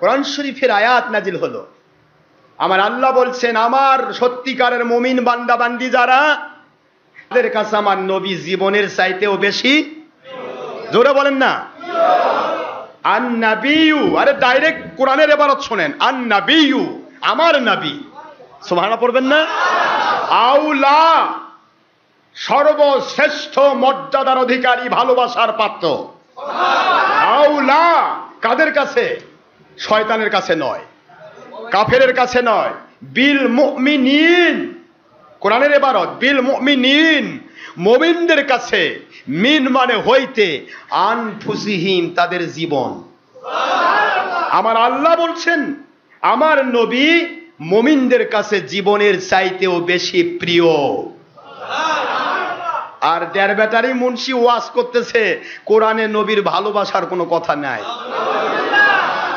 এটা বলছে কে জামাতি প্রোডাক্ট দ্যাট মিন্স বর্তমান সময়ের জামাতি প্রোডাক্ট যেটার নাম হলো মিস্টার আমির হামজা আর এর সাথে এই তারেক মনোয়ার কোন তারপরে এই জাতীয় যত মুন্সি এই আব্দুর রাজ্জাক বিন ইউসুফ তারপরে মতিউর রহমান শয়তানি তারপরে যে মুজাফফর ইবলিস তারপরে আরেকটা আছে এই কি কয় আখতারুজ্জামান সোর যে কয় নূর নবীকে তালাক দিছি নবীকে তালাক দেয় কি রকম মুন্সি আর এখন বড় মায়া হয় এদের কথা শুনলে আরে এটা হিন্দু খ্রিস্টান বৌদ্ধ নাসারা এমনকি শুয়োর কুকুরও কোনোদিন বলবে না নবীকে তালাক দেওয়া যায় তাহলে এরা কত নিচু ধর্ম ব্যবসা মানুষকে কোথায় নিয়ে যায় কোথায় নামিয়ে দেয় সব ওয়াজ আমার কাছে আছে আমি একটার পর একটা আপনাদেরকে পয়েন্টগুলি শোনাবো আর আমি এই ওয়াজগুলি করে করে তাদের লিঙ্কে ছেড়ে দেব সংশোধনের জন্য হয় তোমরা সংশোধিত হও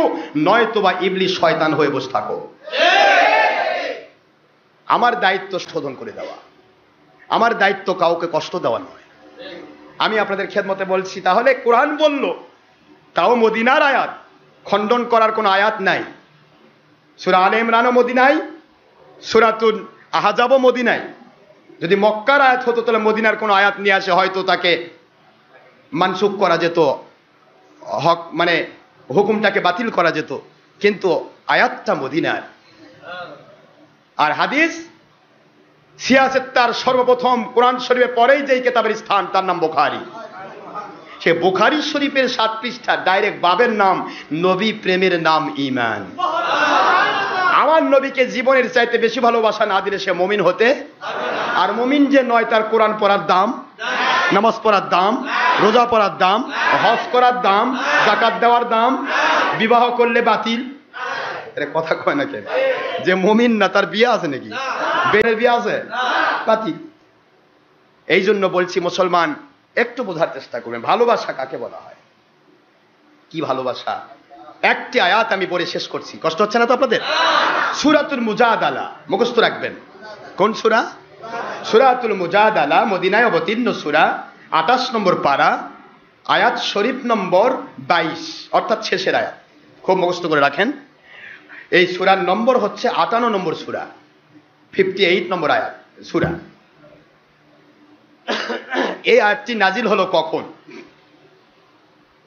এই আয়াতটি নাজিল হলো তখন যখন আমার নবী প্রেমে সাহাবায়ে কেরাম তার নিজের বাপের সাথে যুদ্ধ করতেছে। ও বোঝার চেষ্টা করুন, ছেলে হয়ে বাবার বিরুদ্ধে। তাই বলে এমনি নাকি আবার বাপের সাথে যুদ্ধ করবেন নাকি? এটা যুদ্ধের ময়দান, জিহাদের ময়দান, বদর যুদ্ধ। এই বদর যুদ্ধ মদিনায় হানজালা হিজরিতে এই আয়াত নাজিল হয়েছে। সুবহানাল্লাহ জোরে বলেন না কেন? আমি বলে দিই, একটু কষ্ট হচ্ছে না তো আপনাদের? বদর যুদ্ধে সাহাবায়ে কেরাম যে জান দিলেন, এটা কিসের কারণে? নবী প্রেমে নয়? জোরে বলেন না কেন? গত জুমাবারে শোনেন নাই হানজালা রাদিয়াল্লাহু আনহু তার নিজের ও গোসল পর্যন্ত ভুলে গেছে নবীর মহব্বতে, দৌড় দিয়েছে কোথায়? উহুদের ময়দানে গোসল ভুলে গেছে। হুজুর তাকে নতুন বিবাহ করেছে, হুজুর তাকে তার সাথে জিহাদে যাওয়ার অনুমতি দেননি। শুনেছে এদিকে বাসর রাত হয়ে গেছে, শুনতে পেয়েছে শয়তান ছড়াইছে, আল্লাহর হাবিব শহীদ হয়ে গেছে। হানজালা ফরজ গোসল ভুলে গেল, পাগলের মতো দৌড়াচ্ছে কোথায়? উহুদের ময়দানে, শহীদ হয়ে গেলেন। আল্লাহর হাবিব হুজুর পাক সাল্লাল্লাহু আলাইহি সাল্লামকে আল্লাহ পাক কুদরত থেকে আওয়াজ দিচ্ছেন, আমার বন্ধু হানজালা আপনার প্রেমের কারণে আল্লাহর জান্নাতি পানিতে গোসল হয়ে গেছে। জান্নাতি পানি থেকে গোসল করিয়েছে। যার ভিতরে এত নবীর মায়া, আপনার মায়া, আপনি যাকে বিবাহের কারণে আপনি নিলেন না ময়দানে, অথচ তার অন্তর মানল না যে আমার নবী শহীদ হবে আর আমি পৃথিবীতে বেঁচে থাকবো। সে পাগলের মতো ছুটে গেল। আল্লাহর বন্ধু আপনার হানজালাকে আমি আল্লাহ ফরজ গোসল ভুলে যাওয়া এটা আমি দোষ ধরি নাই, বরং আপনার মহব্বতের কারণে আমি জান্নাতি পানি দিয়ে গোসল করায় দিলাম। দুনিয়াতে থাকতে তাকে জান্নাতের সার্টিফিকেট দিয়ে দিলাম। তিনি ডাইরেক্ট আছেন। নবী প্রেমের কারণে জান্নাত শুধু নয় ভাইজান, নবী প্রেমে আল্লাহ পাওয়া যায়, নবী পাওয়া যায়। আল্লাহ বুঝায় দিলেন। খেয়াল করুন, আয়াতটার অর্থ আমি শেষ করে নাই। কোন কাফের যদি আল্লাহকে ভালোবাসার দাবি করে, পৃথিবীর কাফেরেরা অনেকেই আল্লাহর বন্ধুকে আল্লাহকে ভালোবাসার দাবি করলো, নবীজির কাছে দৌড়ে আসলো ইহুদিরা, দৌড়ে আসলো খ্রিস্টানেরা। আমার নবী যখন হাদিস বর্ণনা করলেন, কুলু লা ইলাহা ইল্লাল্লাহ, বুখারীর হাদিস, আন আবি হুরায়রা রাদিয়াল্লাহু তাআলা ক্বালা রাসূলুল্লাহ সাল্লাল্লাহু আলাইহি ওয়াসাল্লাম মান ক্বালা লা ইলাহা ইল্লাল্লাহ ফাদাখালাল জান্নাহ। হুজুর বলেছেন, যে ব্যক্তি বলল লা ইলাহা ইল্লাল্লাহ, আল্লাহ ছাড়া কোনো মাবুদ নাই, সেই ব্যক্তি জান্নাতে প্রবেশ করলো। এই কথা হুজুর কাফিরদের মন তৈরি করার জন্য যখন বললেন, ইহুদিরা দৌড় দিয়ে আসলো, খ্রিস্টানরা দৌড় দিয়ে আসলো, হিন্দুরা দৌড় দিয়ে আসলো, সবাই দৌড় দিয়ে আসলো, আবু জাহেল বাহিনী দৌড় দিয়ে আসলো। সবাই বলল, আমরা সকলেই স্বীকার করছি আল্লাহ ছাড়া কোনো মাবুদ নাই, শুধুমাত্র একটি জিনিস মানি না, সেটা হলো আপনি আল্লাহর নবী। কারণ আপনার কথা মোতাবেক আপনি বলেছেন, যে বলবে লা ইলাহা ইল্লাল্লাহ ফাদাখালাল জান্নাহ, যে ব্যক্তি বলবে লা ইলাহা ইল্লাল্লাহ সে জান্নাতে প্রবেশ করবে। আপনার কথা মোতাবেক তো আমরা আপনাকে না মানলেও জান্নাতে যাব, কারণ আপনি বলেছেন লা ইলাহা ইল্লাল্লাহ পড়া শর্ত। আমরা ইহুদি বলতেছে লা ইলাহা ইল্লাল্লাহ মুসা কালিমুল্লাহ, শুধু মুহাম্মদুর রাসূলুল্লাহ স্বীকার করি নাই। খ্রিস্টানরা বলতেছে লা ইলাহা ইল্লাল্লাহ ঈসা রুহুল্লাহ, মুহাম্মদুর রাসূলুল্লাহ সাল্লাল্লাহু আলাইহি ওয়াসাল্লাম স্বীকার করে নাই। সবাই শেষ ভিড় জমালেন। আল্লাহর বন্ধুর উপরে আমার আল্লাহর কোরআন নাজিল হয়ে যায়, কুল ইন কুনতুম তুহিব্বুনাল্লাহ ফাত্তাবিউনি ইউহিব্বুকুমুল্লাহ।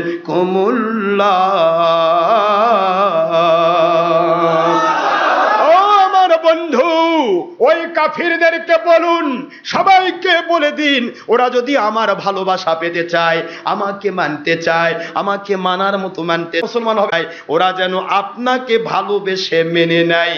বন্ধু গো, আপনি যেমন চান দুনিয়ার সবাই আল্লাহ হিসাবে আমাকে মানুক, আমি আল্লাহ তেমনই চাই দুনিয়ার সবাই আপনাকে আখেরি নবী হিসেবে মানুক। আপনি বলে দেন ওদেরকে, এত সহজ নয়। ঘট করে জান্নাতে যাবে, মুসলমান হবে তা হতে পারে না। আমাকে যদি মানতে চায় তাহলে আপনাকে যেন মহব্বত করে, আপনাকে যেন মেনে নেয়। আর যেই মাত্র আপনাকে মেনে নিল, আল্লাহ কোনো শর্ত রাখলেন না, ইউহিব্বুকুমুল্লাহ, আল্লাহ বর্তমানেও তোমাদেরকে ভালোবাসতেছেন। নবী প্রেমে নবীকে মেনে নেওয়ার কারণে কিয়ামতে জান্নাত দেওয়া পর্যন্ত তোমাদেরকে ভালোবাসতেই থাকবে। আল্লাহর কোরআনের ইবারত বলছে সূরাতুল আলে ইমরান 31 নম্বর আয়াত। আল্লাহ বললেন, নবীজি আপনাকে মানা মানে তো আমার কোরআন মানা, কারণ আপনি তো কোরআনের প্র্যাকটিক্যাল কোরআন। আপনাকে মানা মানে তো আল্লাহর আদেশ মানা, কারণ আপনাকে মানার আদেশ তো আমি আল্লাহ করেছি।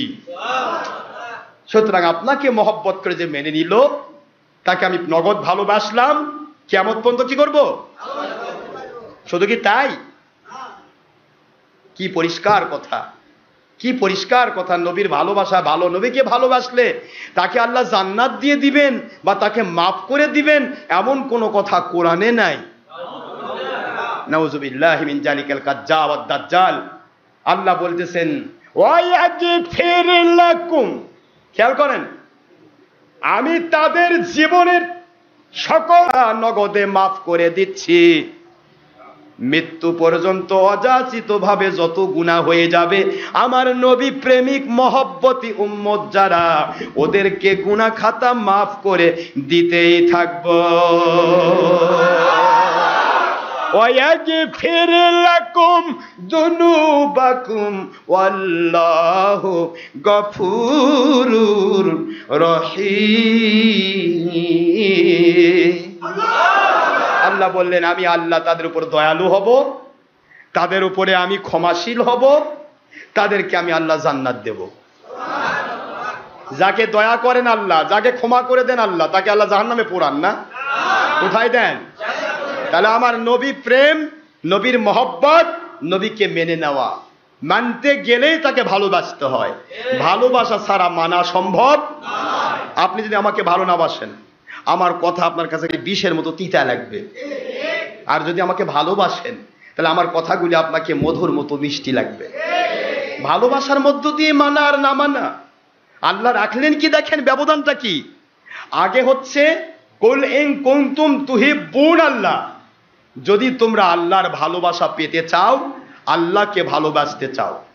মাঝখানে ফাত্তাবিউনি, আমি নবীকে ভালোবেসে মেনে নাও। দেখেন, এই ফাত্তাবিউনি মাঝখানে রাখলেন, পরে আবার কি? ইউহিব্বুকুমুল্লাহ, নবীর এতাতের সামনেও ভালোবাসা, আল্লাহর ভালোবাসা, পরেও আল্লাহর ভালোবাসা। আল্লাহ বলতেছেন, আমার নবীকে যে মানলো, তাকে আগেও ভালোবাসবো, পরেও ভালোবাসবো। ভালোবাসার মধ্য দিয়ে নবীর প্রেম, নবীর মহব্বতের মধ্য দিয়ে নবীকে মানা, এটাই আল্লাহ বুঝাই দিলেন। এই ভালোবাসাটা দিয়েছিলেন সাহাবায়ে কেরাম। একটি কথা বলি শেষ করব, বদর যুদ্ধের ঘটনা। কখন এই আয়াতটি নাজিল হলো, যে আয়াতটা আমি পড়লাম, একটু আপনাদের পড়ায় শোনাই। সবাই একটু পড়েন আমার সাথে। কষ্ট হচ্ছে না তো? না রাগ করতেছেন? নামাজের টাইম শেষ হচ্ছে নাকি? হ্যাঁ, বুখারী শরীফে হাদিস, নামাজের টাইম, প্রত্যেকটা নামাজের টাইম পরবর্তী নামাজের আজানের পূর্ব মুহূর্ত পর্যন্ত। আর এর মাঝখানের সময়টাও আওসাত ওয়াক্ত, উত্তম ওয়াক্ত। আমরা মাঝখানেই পড়ে নেবো ইনশাআল্লাহ। রাজি আছেন তো নাকি? মাঝখানেই পড়বো, আমরা আখের ওয়াক্তে যাবো না, মাঝখানে পড়বো। তা পড়ে নেবো ইনশাআল্লাহ কিছুক্ষণের মধ্যেই। এখন প্রশ্ন হচ্ছে, কেউ যদি নামাজ না পান, কোথাও গিয়েছেন, এসে বাড়িতে এসে দেখলেন এখন আসরের আজান হয়নি, তাহলে কি করবেন? নামাজ কাজা হয়ে গেছে? হ্যাঁ, এটা যেন মনে থাকে। এমন কিছু মুন্সি কিন্তু কয়, হায় হায় নামাজটা কাজা হয়ে গেল, মানে নামাজ 1:30টার সময় পড়লেই নামাজ হবে, কিন্তু পরে পড়লে আর। এরকম কথা আমার নবী বলেন নাই। আমার নবীজি বলেছেন, এই নামাজের রক্ত পর্যন্ত থাকবে, নামাজের আজানের পূর্ব মুহূর্ত পর্যন্ত থাকবে। যেটা বলুন সুবহানাল্লাহ। আপনি যেখানেই সময় পাবেন, যখনই পাবেন, নামাজ আদায় করে নিতে হবে। পরের ওয়াক্ত যখন আসবে, আজান যখন হয়ে যাবে, তখন আগেকার নামাজের ওয়াক্ত কি হবে? শেষ হয়ে যাবে। এইটা মনে যেন থাকে। আগে আমাদের মহিলারা এরকম করতো, অনেক মহিলার গ্রামে আছে না, এই যে মনে করেন কাজকর্ম করতে করতে করতে করতে 3টা 4টা পর্যন্ত কাজ করে, তবে গোসল টোসল দিয়ে আসে, দেখে 4টা বেজে গেছে। হায় হায়, আজকে আর নামাজ হলো না, কালকে পড়ে নিব, মানে নামাজের টাইম শেষ হয়ে গেছে। কি কথা বোঝেন নাকি আপনারা? তা আমাদের মুন্সিরা এখন টাই শুরু করছে, মহিলারা বোঝে না, কিন্তু ওই মহিলাকে বুঝতে হবে তোমার 4টা বেজে গেছে, তবুও যোহর নামাজ কাজা হয়নি, আজান আসরের এখনো হয়নি, তুমি নামাজ পড়ে নাও, না হলে কালকে আবার পড়বে, কাল পর্যন্ত তুমি বেঁচে থাকবে, এর কোনো গ্যারান্টি তোমার কাছে দেওয়া হয় নাই। নামাজ পড়ে নিতেই হবে। আওসাত ওয়াক্তে নামাজ পড়া উত্তম, আমরা আওসাতেই পড়বো ইনশাআল্লাহ, মধ্যবর্তী। এখন প্রশ্ন হচ্ছে, এই কথাটা আমি বলবো, সেটা হলো আয়াত নাজিল হচ্ছে, দেখুন নবী প্রেম আছে না নাই, এই কথাটা আমি বুঝাই দেব। সূরা মুজাদালা মনে রাখেন 22 নম্বর আয়াত শরীফ, আল্লাহ পাক বলতেছেন, কখন এই আয়াত নাজিল হচ্ছে? হযরতে উবাইদুল্লাহ ইবনে জাররা আশারায়ে মুবাশশারা 10 জন আল্লাহর হাবিব 10 জনকে যে জান্নাতের সার্টিফিকেট দিয়েছেন, এই 10 জনের মধ্যে একজন নাম তার উবাইদুল্লাহ ইবনু জাররা রাদিয়াল্লাহু তাআলা আনহু। তিনি বদর জিহাদে গেলেন, আল্লাহর বন্ধুর মহব্বতে বদর জিহাদ চলছে, বদর জিহাদে আল্লাহর বন্ধুর মহব্বতে তিনি জিহাদ করছেন। এত বছরে হঠাৎ করে তার বাবা তার সামনে চলে আসলো। জাররা, ওনার দাদা ছিল মুসলমান আর আব্বা ছিল কাফের, মনে রাখবেন, এই জন্য উনি জাররা অর্থাৎ ওনার দাদার নামে পরিচিত, ওবায়দুল্লাহ ইবনে জাররা। তো দাদা ছিল মুসলমান, আব্বা ছিল কাফের, ঘোর শত্রু আখেরি রাসূলের।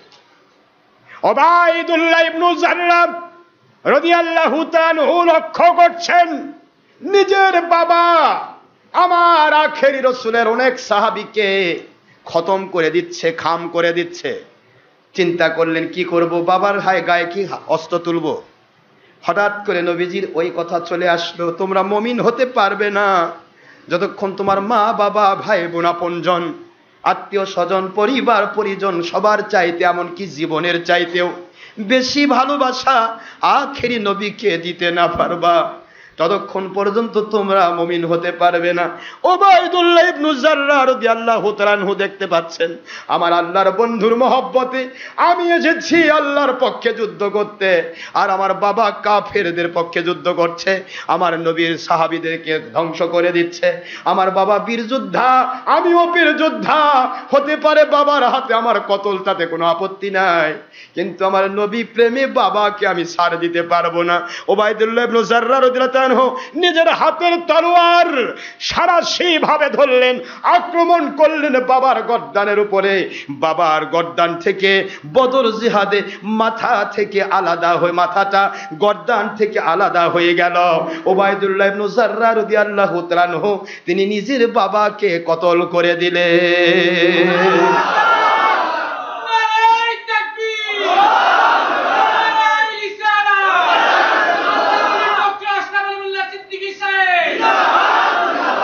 ভাও কথা বলছি তো, বুখারী শরীফের হাদিস, বাবু কিতাবুল মাগাজি। উবাইদুল্লাহ ইবনে জাররা রাদিয়াল্লাহু তাআলা নিজের বাবাকে কতল করলেন। খুব খেয়াল করেন, এগুলি কিসের জন্য? এটা নবী প্রেম নয়, এটা কি? নাকি নবী বাবক কতল করে কইছে? আল্লাহর নবী কখনো বলছে তোমার বাপকে কতল করো? কিন্তু কতল করেছেন, কারণ বাপকে কতল না করা এটা নবী পাক সাল্লাল্লাহু আলাইহি ওয়াসাল্লামের আদর্শ মানা, আর বাপকে কতল করে দেওয়া নবীর মহব্বত। কারণ নবীজির দুশ্মন আমার বাপ, তাতে কি হয়েছে? সেটা জেহাদের ময়দান। আপনার বাড়ির যে আপনার বাপক মারবেন নাকি আবার? সাবধান, বাপ যদি কাফেরও হয় তার সাথে ভালো ব্যবহার করতে হবে, এটা আবার মনে রাখবেন। মা বাবা যদি কাফের মুশরিক হয় তবু কি করতে হবে? ভালোবাসতে হবে। এটা জেহাদের ময়দান, নবীজির পক্ষে জেহাদে গিয়েছে। এই জেহাদটা আপনার জীবনে এটা, যে আপনার মা বাবা যদি নবীর দুশ্মনী করতে বলে আপনি মানবেন না, এতে আপনার কোনো গুনাহ হবে না। আপনার মা বাবা নবীর দুশ্মনী করতেছে, আপনি তাকে মারতে পারবেন না, কিন্তু কমের পক্ষে বলতে পারবেন, আব্বাজান আমার মনে হয় এই পথে যাওয়া আপনার ঠিক হচ্ছে না, আল্লাহ নবীর মহব্বতেই জীবন কাটানো উচিত।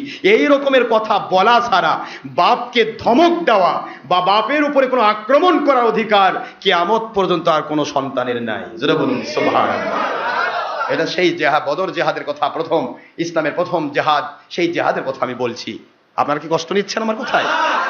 হযরতে ওমর ইবনে খাত্তাব রাদিয়াল্লাহু আনহু, খেয়াল করেন, আশারায়ে মুবাশশারা 10 জন, আবু বকর, হযরত আবু বকর সিদ্দিক রাদিয়াল্লাহু আনহু গত জুমাতে শুনেছেন আমার নবীজির সাথে দুর্ব্যবহার করার কারণে নিজের বাপের উপরে আঘাত করেছে। আবু বকর হলেন জামালি তবিয়তের মানুষ, জীবনে করার উপর রাগ করেন না, ওনাকে কেউ মারেও তবে কারোর উপর খেপে যান না। কিন্তু ওনার ব্যাপারে নবীজির কাছে নালিশ আসলো, নবী পাক সাল্লাল্লাহু আলাইহি ওয়াসাল্লামকে বলা হলো যে তিনি মেরে ওফা আবু বকরের আব্বা, তাকে তিনি মেরেছেন। আবু বকরকে ডাকলেন আল্লাহর বন্ধু, আবু বকর কেন মেরেছ? কোন বাপকে মারার অধিকার তো আমি দেই নাই। হুজুর পাক সাল্লাল্লাহু আলাইহি ওয়াসাল্লামের কথা শুনে আবু বকর বলতেছে, আল্লাহর বন্ধু, আপনার হাদিস শুনেছি, আপনার মুখনিসৃত বাণী শুনেছি, তা হলো বাপ মা ভাই বোন আপন জনের চাইতেও জীবনের চাইতেও বেশি ভালোবাসা নবীকে না দিলে সে মুমিন না। আল্লাহর বন্ধু, আমার বাবা আপনার বিরুদ্ধে এমন একটা কটূক্তি করেছে, ওই সময় আমার হাতে যদি তলোয়ার থাকতো আমার বাবার গর্দান থেকে মাথাটা আমি আলাদা করে দিতাম। আল্লাহু আকবার বলেন। আবু বকর, আল্লাহর বন্ধু সঙ্গে সঙ্গে তাকে জান্নাতের সার্টিফিকেট দিয়ে দিলেন। ওমর ফারুক রাদিয়াল্লাহু আনহুর সাথে খাত্তাব যায়নি যুদ্ধ করতে, বদর জিহাদে ওমর ফারুক রাদিয়াল্লাহু আনহু যুদ্ধ করেছে ওমরের আপন মামা আশ-শিহাব, আপন মামা, নিজের মায়ের ভাই। ওমর ফারুক রাদিয়াল্লাহু আনহু নিজের তলোয়ার দিয়ে তার গর্দান থেকে মাথাটা আলাদা করে দিয়েছেন। ওমর ফারুক রাদিয়াল্লাহু আনহু পেয়ে গেলেন জান্নাতের সার্টিফিকেট। সুবহানাল্লাহ পড়বেন না জোরে? কেমনে পাইলেন শুনুন, আমি তো আয়াত দিয়ে বলছি, কোরআন শরীফের আয়াত দিয়ে বলছি, হাদিস শরীফ দিয়ে বলছি। হুজুর পাক সাল্লাল্লাহু আলাইহি ওয়াসাল্লাম এইভাবে করে আশারায়ে মুবাশশারায় 10 জন, আবু তালহা থেকে শুরু করে হযরত আবু বকর, ওমর, ওসমান, আলী রাদিয়াল্লাহু আনহু, ওসমান গনি জিননুরাইন রাদিয়াল্লাহু আনহু, তারপরে এই সবাই, এই 10 জন সাহাবী, কেউ বাপের সাথে, কেউ ভাইয়ের সাথে, কেউ মামার সাথে, কেউ চাচার সাথে, আপনজনদের সাথে যুদ্ধ করেছেন বদরের জিহাদে। জোরে বলুন সুবহানাল্লাহ। এই বদরের জিহাদে নিজের সকল আপনজনদের সাথে যুদ্ধ করেছেন 10 জন। এই 10 জনকে আল্লাহর হাবিব নিজ মুখ মুবারক দিয়ে জান্নাতের সার্টিফিকেট দিয়ে দিলেন, আপনারা জান্নাতি, আপনারা কখনো জাহান্নামে যাবেন না। খুব বোঝার চেষ্টা করুন। সকলেই একজন না একজন আত্মীয়র সাথে যুদ্ধ করেছেন, কিন্তু আমরা কিন্তু জীবন চলার পথে কারোর সাথে যুদ্ধ করতে, এটা কি মনে থাকবে তো? আবার আমরা শুধুমাত্র উপদেশ দিতে পারবো। আমরা মানুষকে উপদেশ দেওয়ার দায়িত্ব নিয়ে এসেছি, কাউকে মারার দায়িত্ব নিয়ে আসি নাই।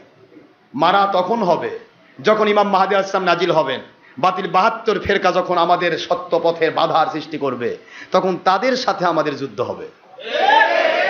তখন কে কার বাপ আর কে কার ভাই দেখা হবে না। সময় সেই সময়। এখন আমরা কারো সাথে কিছুই করব না, আমরা কারো খুন করা বুঝি না, কারো ক্ষতি করা বুঝি না। আমাদের দায়িত্ব পালন করার জন্য বলা, তারপরে মানলো, না মানলো তার দায়িত্ব সে বহন করবে। ঠিক না? ঠিক জোরে বলো। কিন্তু বিষয় হলো সাহাবায়ে কেরাম আমার নবীর প্রেম দেখাতে গিয়ে, ভালোবাসা দেখাতে গিয়ে নিজের আপনজনদের সাথে যুদ্ধ করলেন।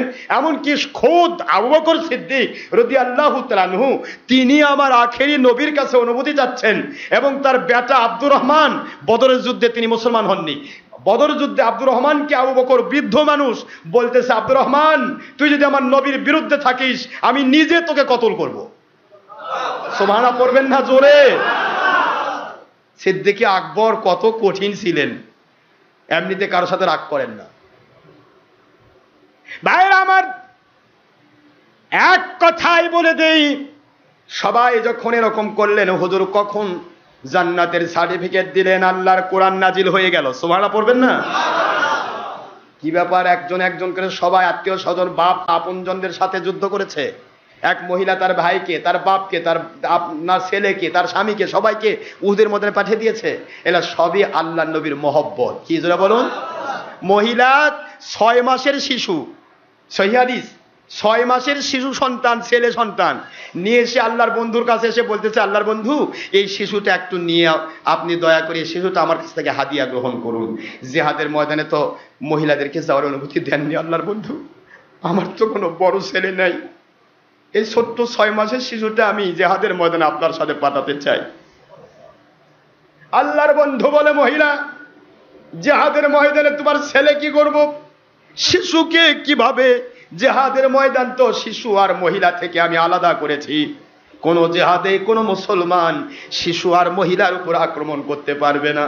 তোমার ছেলেকে আমি কিভাবে ব্যবহার করব?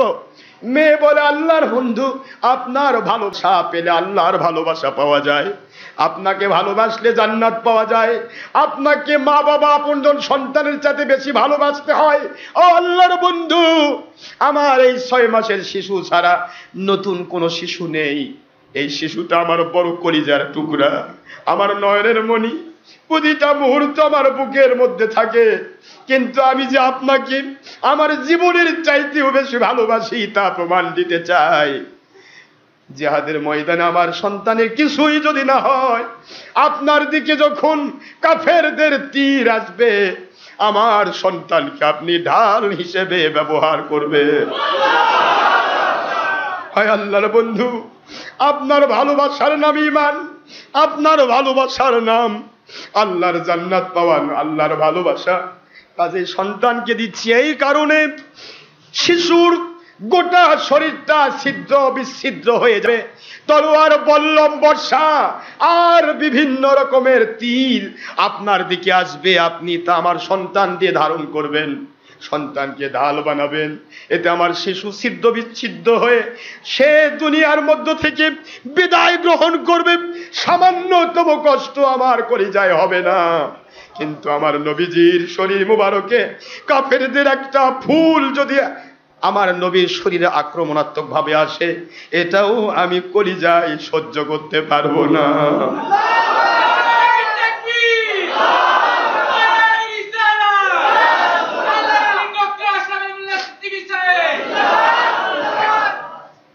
এ হল নবীর ভালোবাসা। নবীজির ভালোবাসা নেই, নবীজির ভালোবাসা দিয়ে পৃথিবী, নবীর ভালোবাসা দিয়ে কোরআন সুন্নাহ, নবীজির ভালোবাসা দিয়ে সাহাবায়ে কেরামের জিন্দেগি। সুতরাং নবীজির ভালোবাসার কথা নেই, এই কথা যারা বলছে এরা আল্লাহ এবং নবীর দুশমন। ঠিক না ভাই? ঠিক না বলে, এরা আল্লাহর নবীর দুশমন, এরা কখনো মুসলিম নয়, এরা মুসলিম হতে পারে না। নবীর দুশমনি করা কখনোই মুসলিমের মর্যাদায় যেতে পারবে না। এই হলো ভালোবাসা। হুজুর পাক সাল্লাল্লাহু আলাইহি ওয়াসাল্লাম ইতস্তত বোধ করতেছিলেন, জান্নাতের সার্টিফিকেট কখন দিলেন? আগেই নয়। নবী কারো বিরোধী নন। আল্লাহর কোরআনের আয়াত নাজিল হয়ে গেল। সুবহানাল্লাহ পড়বেন না? খেয়াল করুন, আয়াতটা পড়ুন আমার সাথে। লা তাজিদু কওমান ইউমিনুনা বিল্লাহি ওয়াল ইয়াউমিল আখিরি ইউয়াদ্দুনাল্লাহ, ভালো করে শোনেন, ইউয়াদ্দুনা মান হাদ্দাল্লাহ ওয়া রাসূলাহু। যারা বলুন সুবহানাল্লাহ। ওয়ালাউ কানু, সুবহানাল্লাহ বলেন, ওয়ালাউ কানা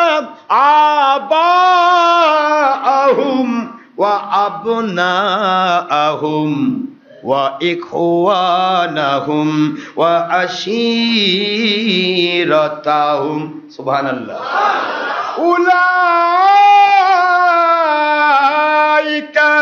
কাতাবা, সুবহানাল্লাহ, ফি কুলুবিহিমুল ঈমান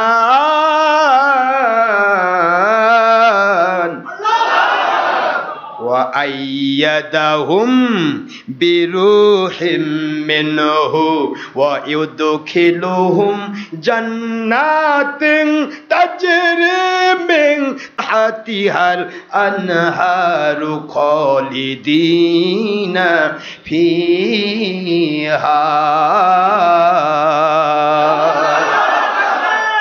রাদিয়াল্লাহু আনহুম ওয়া রাদু আনহু উলাইকা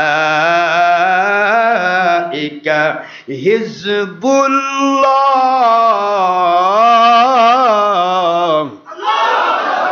আলা ইন্না হিজবাল্লাহি হুমুল মুফলিহুন।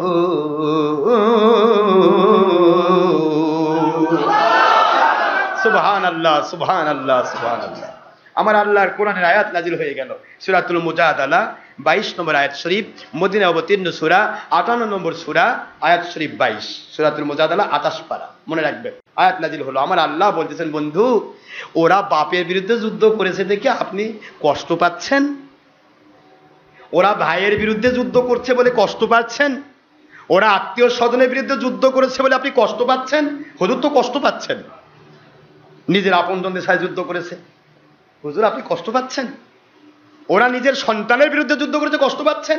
আমি আল্লাহ ঘোষণা দিচ্ছি, আল্লাহ এবং নবী প্রেমের বিরোধী যারা, সেই কাফেররা সে যে কেউ হোক, লাউ কানা আবাউহুম, যদি তারা তাদের বাপ হয়, ও আবনাহুম, যদি তারা তাদের সন্তান হয়, ও ইখওয়ানাহুম, যদি তারা তাদের ভাই হয়, ও আশিরাতাহুম, যদি তারা তাদের কোনো নিকট আত্মীয় স্বজন হয়, কোনো কিছুই নবী প্রেমের উপরে প্রাধান্য পায় না, এরা সেই আল্লাহওয়ালা। জোরে বলুন সুবহানাল্লাহ। আমার বন্ধু, আমি আল্লাহ ঘোষণা দিচ্ছি, আমি আল্লাহ তাদের জন্য খেলো আইয়াদাহুম বিরূহিম মিনহু, আমার জিবরাইল আমিন আলাইহিস সালাম দিয়ে আমি তাদেরকে সাহায্য করব।